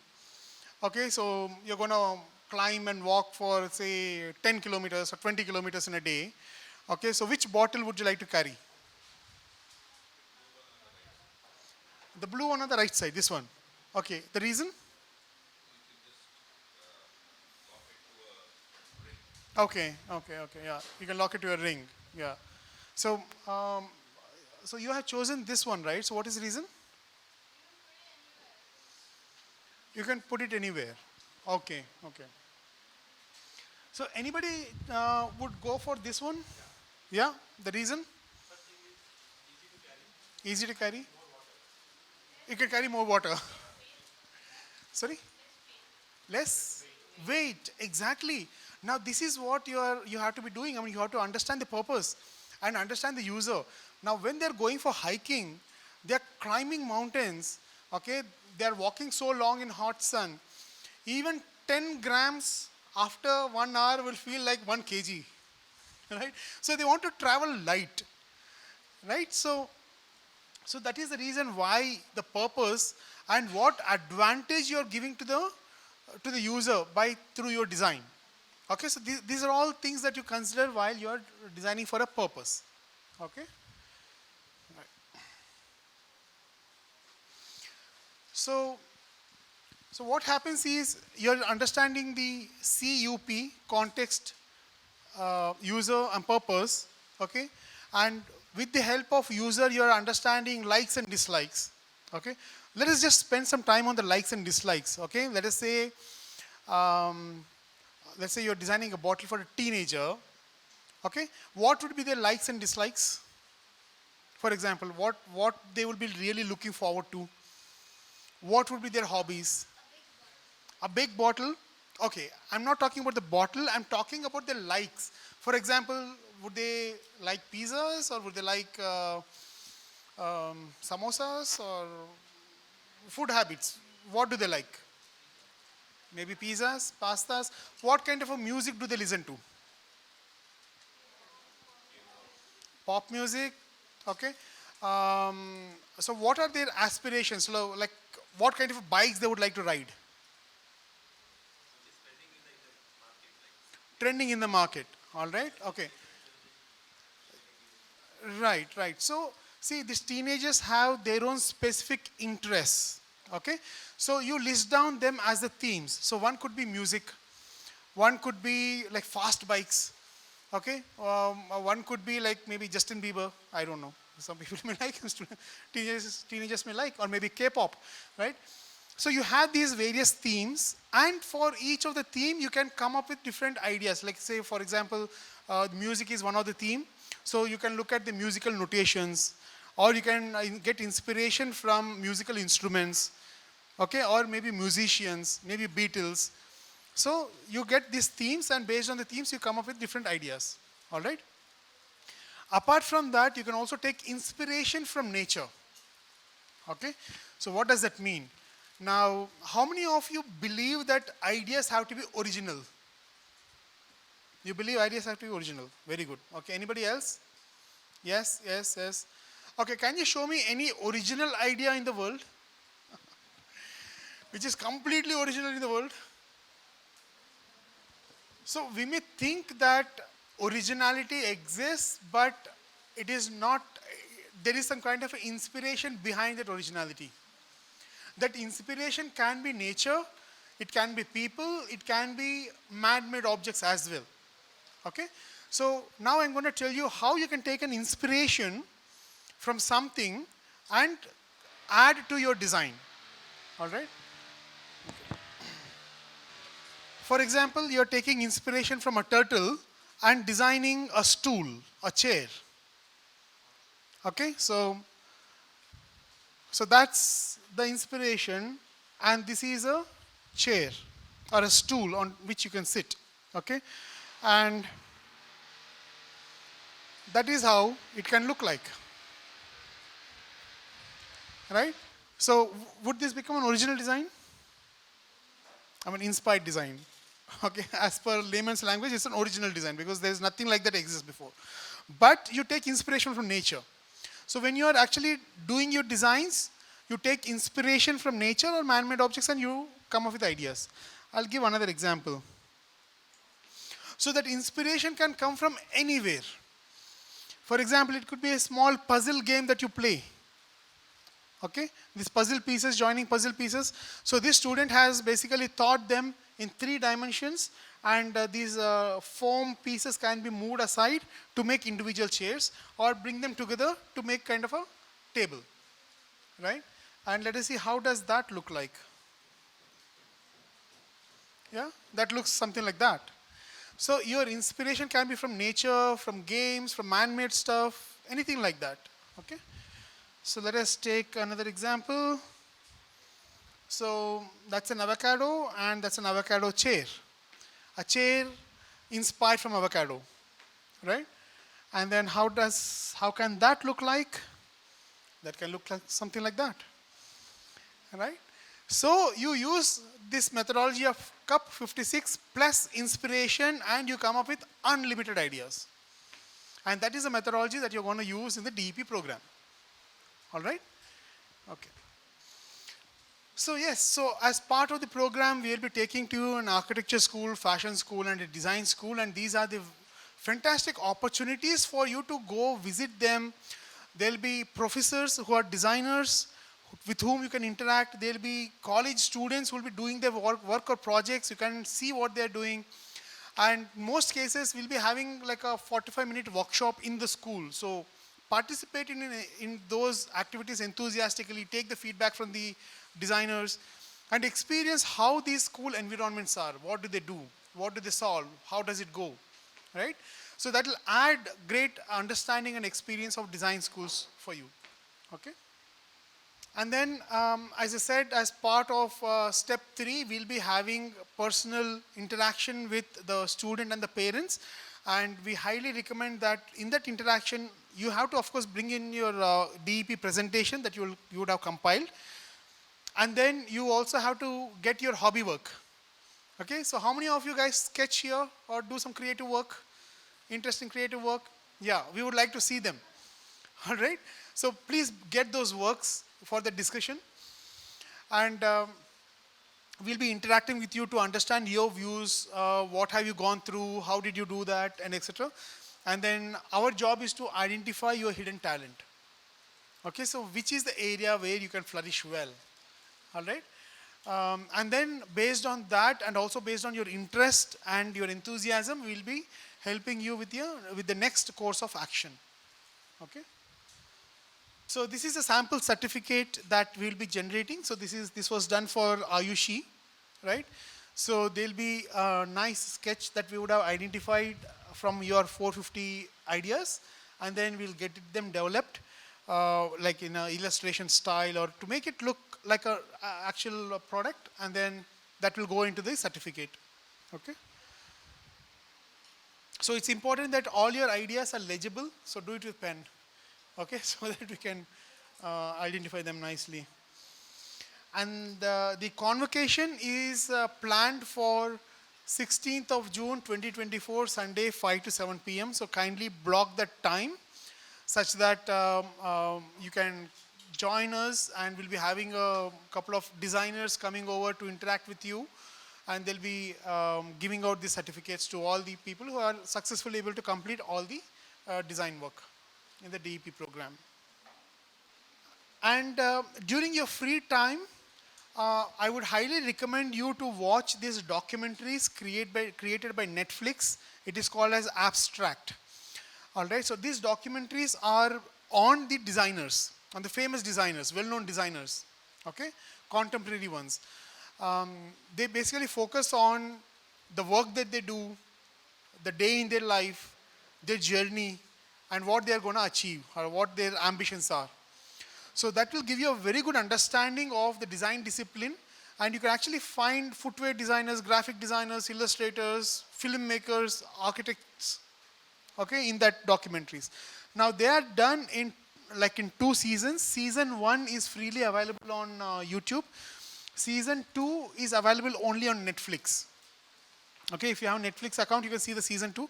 Otherwise, season 1, they have 8 documentaries. That is also fine. Okay.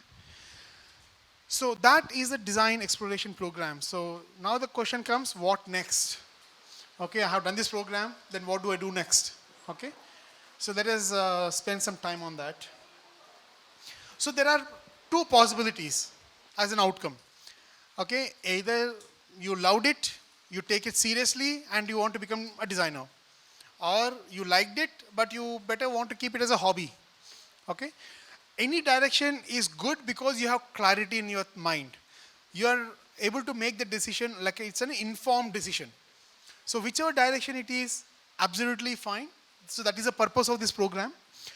Let us say you are serious and you want to take it to the next level. So we can help you to upskill your abilities, aptitudes, and whatever skills you have. And we can also help you to choose the subjects that you need to take when you are in 11th and 12th. Okay, so if you are already in 11th and 12th, there is no choice.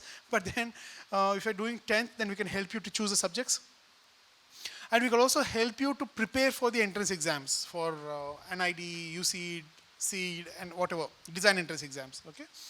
And let us say you just want to keep it as a hobby, perfectly well, fine. And if you want any assistance to improve your quality of your representations, etc., so we have programs on that. We can also help you to do. So, so this is a typical journey from grade 7 to gap year. So, I mean, we have students all across who will be doing this design exploration program. Some of you may be in grade 7, 8, 9, 10, or some of you have gone to 11th and 12th, and some of you might be finished 12th and taking a gap year to give a serious attempt to these entrance exams. So whichever way, whichever location you are in the journey, we will be able to help you identify a suitable course to go to the next step. Especially for grade 7 to grade 10 students, so we have programs related with design sketching, design foundation, digital design, and doing design projects. So till you come to the 11th standard, you can, over the weekend, spend time and improve your skill slowly and steadily. Okay. Let us say you are already in 11th and you're going for 12th or studying 11th or 12th. And if you have not joined a school yet, let's say you just finished 10th and you are looking for something. So in fact, from this year, we have started a NIOS integrated program, design exam program. So what it happens here is, you don't have to go to school and come to DQ Labs. Generally, people go to school to do 11th and 12th and come here for weekend preparation. You can actually do your entire preparation and the schoolwork at DQ Labs itself. All right. So that is a program that we have launched this year. So it will be starting from May 7th. There are, for the first intake, we are only looking at 10 people. We already have 6 registered, so only 4 more seats are available for that. Let us say you want to continue with whatever school you are, and absolutely fine, and you can opt for the exam preparation for the weekend batches. So Saturday and Sundays you come here, you spend time with us and learn, and then you go back, right? And let us say you want to go abroad for studying design, so we can also help you with the abroad portfolio program. All right? For students who have finished 12th, we have something called as a gap year program. For whatever reason, they could not attempt the exam and they're taking a gap year to do a thorough job. So they can stay with us. It's like a weekday program. So all the 5 days they'll be with us and they'll be preparing thoroughly for that particular exam, right? Okay, so in terms of the mentorship of DQ Labs, we start right from the fundamentals, basics and fundamentals, right from how to hold a pencil. In fact, what is pencil made up of? We start from there, how to hold a pencil, how to draw lines, to the complex concepts, right? So making theme sketches, 3D compositions, product drawings, design problem solving, creative thinking. So right from the basics to application, advanced concepts, and we also test your understanding very thoroughly. In fact, Shaun and myself, we do this readiness classes where we give certain topics to understand your concepts. Okay, if we find anything wrong, we'll help you fine-tune them. And then time-bound activities. See, these exams, entrance exams, it's not about how much you know, it is about how much you can show them in the 3 hours. You may be a great artist, but if you're not able to present that within the 3 hours time limit, you will not be able to qualify. So we'll be having a lot of time-bound activities, and then exposure and awareness activities, and mock test, portfolio interview. So it's a one-point stop for developing all the necessary skills for building your career in a very nice manner. Okay, right. So generally, there's a big dilemma for all the students who are just cleared 10th, or when you come to 10th, there's a big question. The two fundamental questions, okay? Number one is which board they should take and what subjects that they need to take. Okay, so I'm going to first talk about the boards and then I'll talk about the subjects. So you have IB, IGCSE, ICSE, CBSE is missing here, and then PU. So these are the various boards that many parents are aware of. Okay, and in fact, if you see in terms of the time investment, you require more time for the IB curriculum and comparatively little less time for the PU. But however, whichever board, those boards you take, for 5 exams that you should be preparing for, okay, you'll be taking minimum 25 exams, isn't it? Your class tests, weekly tests, quarterly tests, this test, that test, every test. So what we have found is students are completely stuck in this cycle of taking tests after tests after tests. They will not have time to focus on what is important for their career, right? Now the option is that apart from these boards, which many people know, there is also a board called as NIOS. It's called National Institute of Open Schooling. It is a recognized board by Government of India. All right, and students who does this NIOS board, they get an NIOS certificate which is valid worldwide. It's just that many people do not know about this opportunity that they have. So if you go for NIOS, you have to take 5 subjects and you have to give 5 exams in the 2 years. And you can choose when to give the exams. You can also choose fantastic subject options. All right, so there are many benefits in this. So our recommendation is, if you're going for, if you want to dedicate your time for design entrance exams thoroughly, we suggest to go for NIOS board. And in terms of the subjects, of course, those who are taking the science stream, they don't have much options.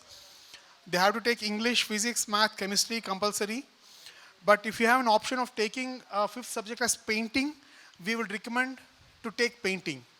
Now there is a reason why painting. Okay, so the design activity that you're doing, you require high levels of creativity. And how does the creativity emerge? Okay, so it is said that the creativity is a whole brain activity. So you have the left brain and the right brain. So left brain contributes for your logical thinking, analytical ability, and etc. And the right brain is focused on visualization, okay, empathy, and etc. So when you have these two in the right proportion, you will be functioning very well as a creative professional. So what happens is these subjects like physics, math, chemistry, they definitely help you on the left brain part. To compensate that, if you take painting as a subject, that will help you visualize and develop the right brain part, right? For the commerce students, commerce and art students, you get very good opportunities here. So of course English will be compulsory. It's better to take English than any other language. You can take painting, either physics or environmental sciences, business studies, and mass communication. Now why this particular combination that we are suggesting for you guys is, see, number one, as designers, whatever you design has to work, which means that you also need to understand how the world works, right? So if you take physics or environmental sciences, you get a greater understanding of the dynamics of the world. So we highly encourage you to take physics or environmental sciences, and then the business studies is because having a great product itself is not enough. You need to have the business acumen to make it successful, bring it to the market, right? So business studies will help you in that. And again, mass communication, why? Because again, you have a great product, but you don't know how to advertise. Then you fail. So you need to know how to communicate. to the masses. So mass communication is also important.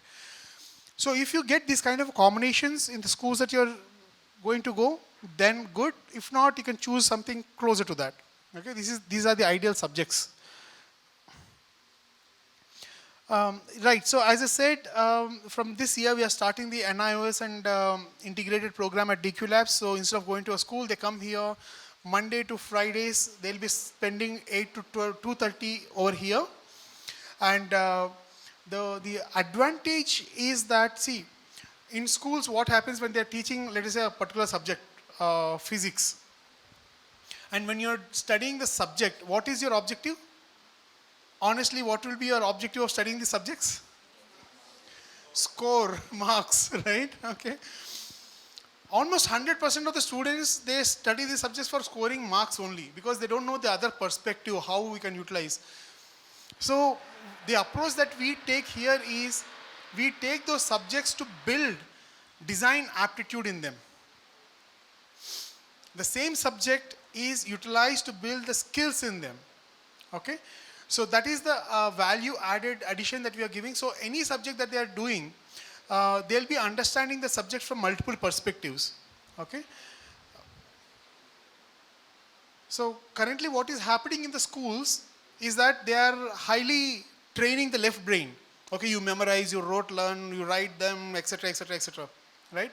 In that process, what is happening? There is no emphasis on the right brain. They are taking care of the left brain, but no emphasis on the right brain. In fact, I have come across some students who have not painted anything after the grade 4. They have not touched the painting brush after grade 4. Right? So that is the gap that we are trying to fill with the integrated program. You see, so every subject that they are studying not only to gain knowledge, not only for information, but also for transformation. How they are going to apply that knowledge practically, right? Yes. So final question a lot of parents would be having is that when we meet parents, some parents honestly tell us, okay, this guy is mad about drawing. Is there a future for him? Right? They think, I mean, drawing means, okay, they have no other navigation, so they're drawing. Is there a real future? So in fact, if we get students like this, I mean, we can identify these kind of students, right? So they'll be spoiling their hands, notebooks, behind math book, drawing, making some drawings on the benches or on the doors, on the walls, right? So they're trying to let out their creativity. In fact, if we get such kind of a people, we can transform them into design professionals. In the design industry requires that kind of a professionals who are able to communicate their ideas fluently, right? And people are paying, companies are paying good amount of money to get that kind of a talent. Many people do not know, unfortunately. So, the thought that I would want you to carry at the end of this session is that the scope of design is very vast. It is not just designing a product or a service. It is about designing an ecosystem. It is about, in fact, I was attending some discussion on design where some experienced professionals were there, and there was a discussion on understanding what they have thought about what design is. Okay, so the answer that has emerged from the discussion is, it is, I mean, like I said, 10 years ago, it was about humanizing technology. Okay, so humanizing technology. So there is technology, you are trying to make it human, I mean, accessible. Okay, but now the definition of design has changed tremendously. Now the definition of design is humanizing the world. Okay, so bringing back that humanity into the world through design, right? And that is the reason they are working at a government level to design the policies and etc., etc. There's a lot of research work happening in the space, right? And designers can also get into the strategic level into a company. Okay, do you know who is the designer of Apple? Have you used Apple products? You're using Apple products? So there is a designer, a leading designer, okay, who has changed the company. Okay, his name is Jonathan Ive. He is the one behind every innovative product. He is the design head. Okay, if that design head was not there, Apple products would have been like any other product. The reason is, see, every company that is available in the market, okay, they have equal access to resources. They're all wealthy. They have all deep pockets, investors, and all that. They can hire any kind of a talent, engineers, okay, or marketing people, or financial people, right?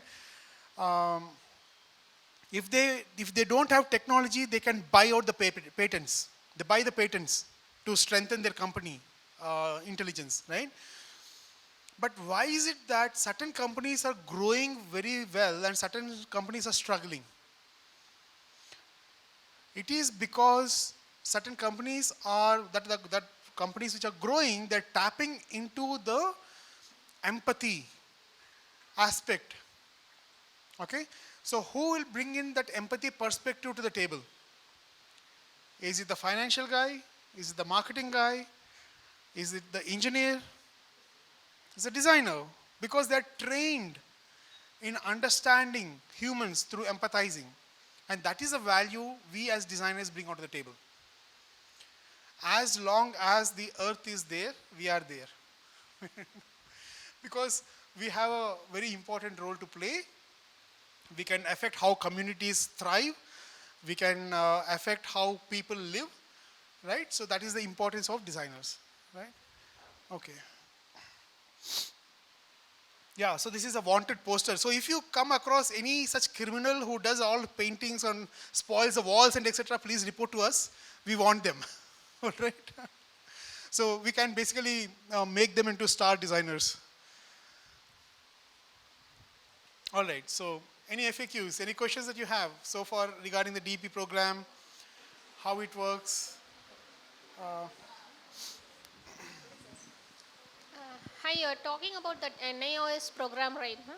So, what are all the subjects that will be covered in the 2-year program if you are directly joining the institute in 11th and 12th? Yeah, yeah. So we have multiple options, madam. I have shown you the options, right? So Okay. those are the options we are offering here as well. Yeah.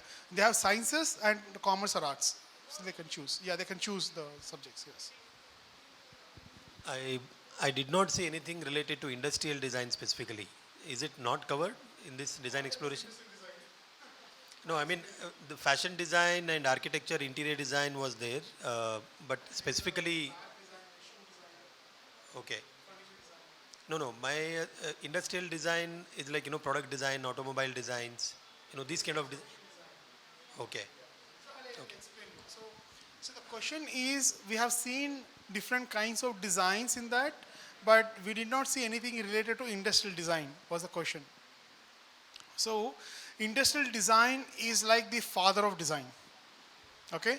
So industrial design, the definition of industrial design is anything that you design for mass manufacturing is called as industrial design. Whether, if let's say you're designing a bag, if you're mass manufacturing it, it comes under industrial design. Whether it is transportation or automobile or bikes or furniture or anything else, all comes under the gambit of industrial design. Okay? In fact, before joining IIT industrial design, we thought industrial design means designing of industries, but not. It is not about designing industries. It is about designing any product that will be mass manufactured through the industries. It's called industrial design. Yeah. Anything specific to UX design? We have app design. App. Yeah. So you specifically focus on that as part of this? Yeah, that's a also? project. That's a project. That is a project. Yes. As I know that AI is transforming all the design things, so do you teach all these latest technologies? And how would be the future of the designers? Because most of the designs are now automated, and you just say it and it just gives it. So how the student will cope up with that, and how the industry is changing, and what will be the future in that? Any view? That's a very interesting question. So now the recent development is that AI. So AI intervention has come into all sectors now. All right. So it is basically automating a lot of stuff, and certain places also creating stuff. Right. So what is the role of a designer? Now, That is the reason you got to, I was emphasizing on the role of a designer at a large scale. Okay, it is not just designing of a product, but it is designing of a system. It is designing of the policies of government. To do such kind of a thing, one, first of all, one has to empathize with the people. Now, the machines, can they empathize with the people? Can they understand? They may tell, okay, they may do a facial recognition and say, hey, you're laughing, oh, you're sad. But do they actually understand what that means? So if they do not understand, how can they empathize with the people? Okay. So yes, technologically that certain processes can be fastened. Okay. But finally decision making, research, etc. still will be in the hands of the designers. Okay. Um, it is like Dion has made a comment in the beginning saying that taking the example of Sam Altman, okay, computers can play game, but the game of chess has not perished. People are still playing the game of chess, right? So, for example, when these calculators came into the to the market, calculators, right? There was a big movement in the schools saying that ban calculators, okay? Because they were all afraid of if the calculators come, then what is the role of a math teacher? Everybody will use the calculators and do, but then the systems are still there, teachers are still there, mathematics is still being taught, right? So, see, technology can be a good enabler, but it does not replace humans or what humans are doing, all right? Do you teach like how to use these technologies for the future designers? Yes, yes. So this year, we for the DEP students, so we'll be introducing them to AI in terms of idea generation. Okay, so see, this AI is like a knife, right? So you can use it for good purpose, you can also use it for bad purpose. So it's a tool. Ultimately, it's a tool. You got to understand how to use a tool. Okay. For example, if I ask you to cut tomatoes, slice tomatoes with your hand, can you do it? Slice tomatoes with your hand. No matter how much you try, you cannot get fine slices. To get fine slices, you need to use a tool. Then you get fine slices. So AI is also like a tool. You can use the tool to enhance your outcomes, whatever you want to do. Okay. So that's the thing. In fact, the same question when it was asked to Professor Vijay, he's a ex-NID alumni. He's currently working in a design school in Chicago. Now, that question, he basically laughed at the question because, see, any practicing designer would understand the complexity of design. All right? It is not that the design process is not very simple. It is very complex. You have to do so many things to actually make sense of what the user wants. It is not just that, okay, I get a beautiful rendering of an object and then design is done. It's not about that. It is about empathizing with the people. It is about following the design process. Now, the design process is a very complex process, all right?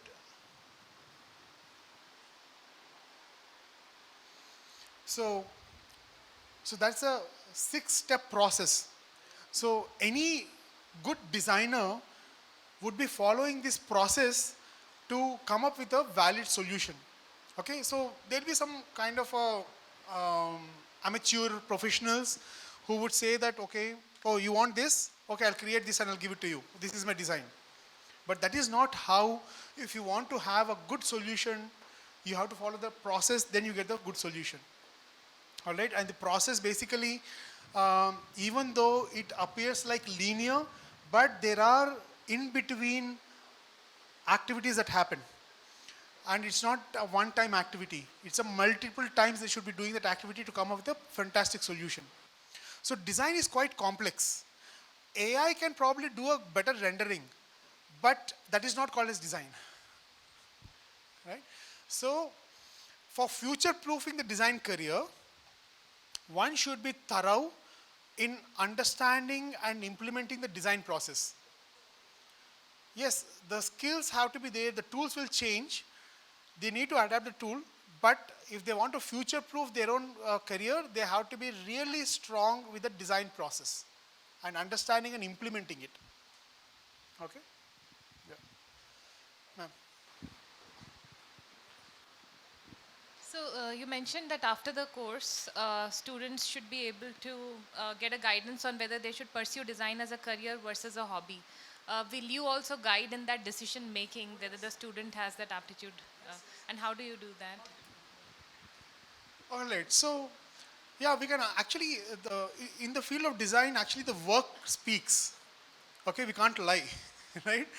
Um, see, we have seen some students who are really good in their artwork, okay, but when it comes to actually implementing the design thought, actually doing the work and etc., some students are lazy. They don't want to do it. So that basically shows that they're not passionate about that particular thing. Whereas some students, even though their drawing skills are not so very good, they come up with brilliant ideas. I still remember one idea of a student, this was like some 6-7 years ago, when we were doing the app design. So somebody was asking about UI UX. So that game design, so basically game design, he has designed an app for that.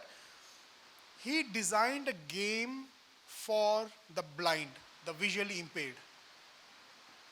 Amazing thought process. How do you play a game on mobile when you can't see it? Right? It's amazing thought process. So some students, even though they don't have the skill, they come up with the ideas and etc. So we look at multiple parameters and based on that we decide. Okay. In fact, this student name is Madhav Giri Prakash, and after DEP he was with us for the 2-year program, and he cracked UCED, and he's studying at IIT Guwahati now, doing design. So IITs also have a design program, right?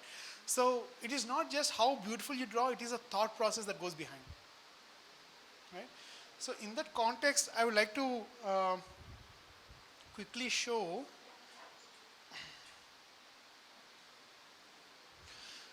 So see, every individual is creative and unique. So we basically get to work with different kinds of students, all right? Students who have great interest, students have great skill. I'll show some examples. And students who have great ideas and those who execute really well. Okay? So those who have interest and skill, they would be generally doing observation and replication work. They see and draw.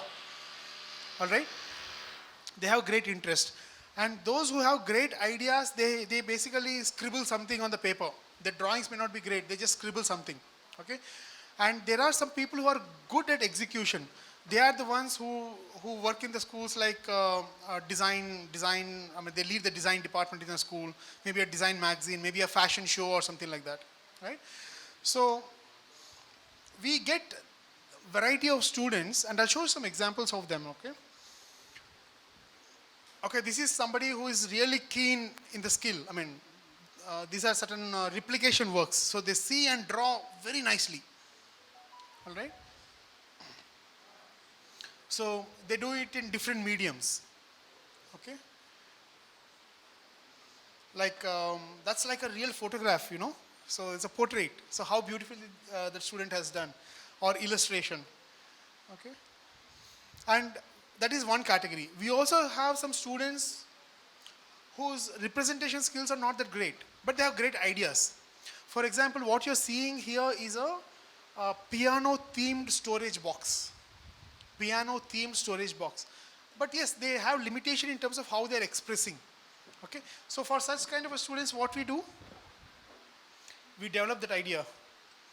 Okay? And then we show it back. Because when we show this, and when we say to the student or parent saying that your child's idea is very good, okay, it's a piano-based storage box, and you will be looking at me like, okay, what are you talking about? I mean, what is there in it? You don't see the potential, but we see the potential as a designers, right? So when we develop it and show it back to the student and parent, they're like, wow, I mean, that's amazing, right? So this I have shown you as an example, right? Avocado chair, right? So that's an avocado chair. See how beautiful it is. The idea has the potential. The thought process of choosing avocado into a chair has a value, right? This also I have shown you the chair system design based on the game puzzle, right? Yeah, so we look at various parameters and then we evaluate. Some parents have reported as saying that my child for this project stayed till morning 5 o'clock awake doing this, finishing this project.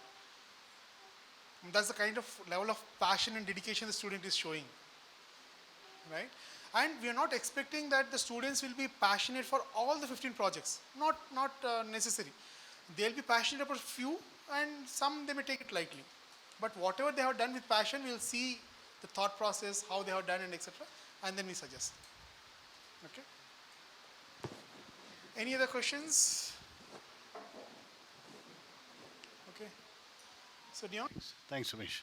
All right, so hope you enjoyed this session today. Yeah, you found the afternoon useful. So if we go by what happened right in the beginning, so we started off with a basic introduction and then Shaun took over. Shaun spoke about creativity in each one of you, right? Giving the creative exercise, pulling that creativity out and talking about the importance of this creativity in our daily lives. And then, of course, Umesh went on to the session. You need to talk? Okay. Take a couple of minutes to explain the portal onto which you will be accessing and uploading your work. Okay. So once you get access to this portal, you'll be basically getting into the design exploration course, and you see different boxes. These are the modules. So I'll just go through. I mean, there are all these different modules that you'll be looking into. So if you click on one of the modules, like the course work, so you have certain reference material here. Okay, so we would highly encourage you to go through these reference materials. For example, so international fashion designers. So you get access to all the top 30 designers in this field, the work that they do, who they are, the brands, etc., etc. So like this, the documentation is done for all the design disciplines. And then you will find 2 exercises for each of them. Okay. So exercise 1 is about uploading your 30 different ideas. Okay. And exercise 2 is about uploading your refined idea. Okay. Ideally, you should be doing all 30 ideas in the class. But let us say if you're not able to complete, you can complete at home. But the finishing of your final idea, you can do at home because it will take time. You can do the finishing at home. And then what you have to do is you should be uploading your work over here. Right? So there will be an option to upload. So you click on the option to upload. Once you upload and choose a file, you will get the opportunity to rate the work. Once you rate the work, you can scroll down to see the works of all the other students. So it is not just the cohort that you are working with. You can see the works of the students who are doing at the other centers, pan-India, and not just this year, last 5-6 years. So that's a lot of information, lot of creative ideas over there. Right? So this platform will enable you to tap into that. Okay?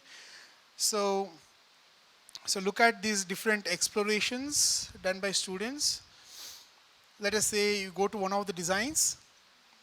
Okay, so in fact, you can also click on a particular point and you can give the comments. And the comment will be received by the student. And so that way you can communicate with other students who have done good work, or you want to critique on a particular work. This is a means of critiquing the work. So this is for uploading all the 30 ideas.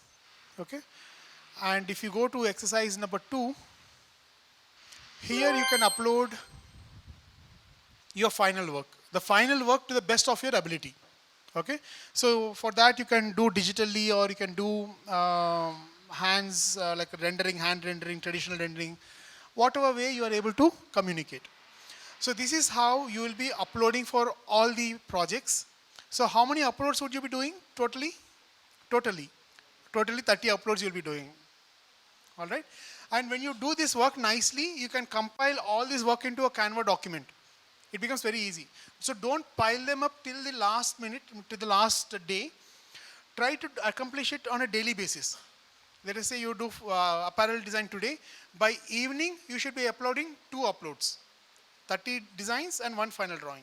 So if you maintain the discipline, it becomes easy for you to do the final presentation. And very important is you should not be very picky about doing a perfect work. Okay? So to do perfect work, it takes time. And we are not looking at the perfect work here. We are only looking for your ideas. Okay, so don't fall into the trap of, oh, I need to make this drawing 100% perfect, not required. Okay, even in fact, even in the industry, it happens. See, if Apple wants to do a perfect Apple phone, they will never be releasing any phone out. They'll be in researching only. But every time they release a phone, they say this is the best phone. Right? So your thought process should also be like that. So you put your best work forward, and then you go on refining it later on. Okay? Yeah. So this is how you'll be doing for all the 15 designs. Okay? All right. So to continue where we stopped, so Umesh went on to the other aspects of the design exploration program. He went into the depths of that, and also told you how to generate ideas. And then we went on to the potential after the design exploration program, right? And yeah, so that's about it. Are there any final questions before we wrap up? Anything? All right, so we're looking forward to all of you enjoying the next 1 month. There's a lot planned, a lot of activities, fun classes, fun interactions, and we have great faculty executing the programs. Would you like to? Yeah, so we have fantastic faculty we'll introduce you to. And yeah, so that's amazing. 1 second. So we have many faculty. Currently, right now we have Maria here. Hi, Maria. Yeah. So she's a designer. She has done her master's from Domus Academy, Italy. All right. So she'll be one of the faculties. We have Priyanka. So she's an architect and she has done architecture, masters of architecture from A School of Architecture, London. Right. And Shaun, myself, and we have Govind and Saurabh, who are artists. So it's a team of people. We'll be mentoring all the students. All right. Yeah. All right, so that's it. Looking forward to all of you all having a lovely time. We've got some visits planned as well. Visit to a design school, an architecture school, and a fashion school. So those are happening. Those dates have been fixed and finalized: 23rd, 25th, and 3rd of May. Yeah.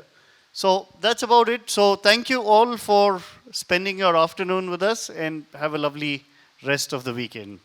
All right? Yep.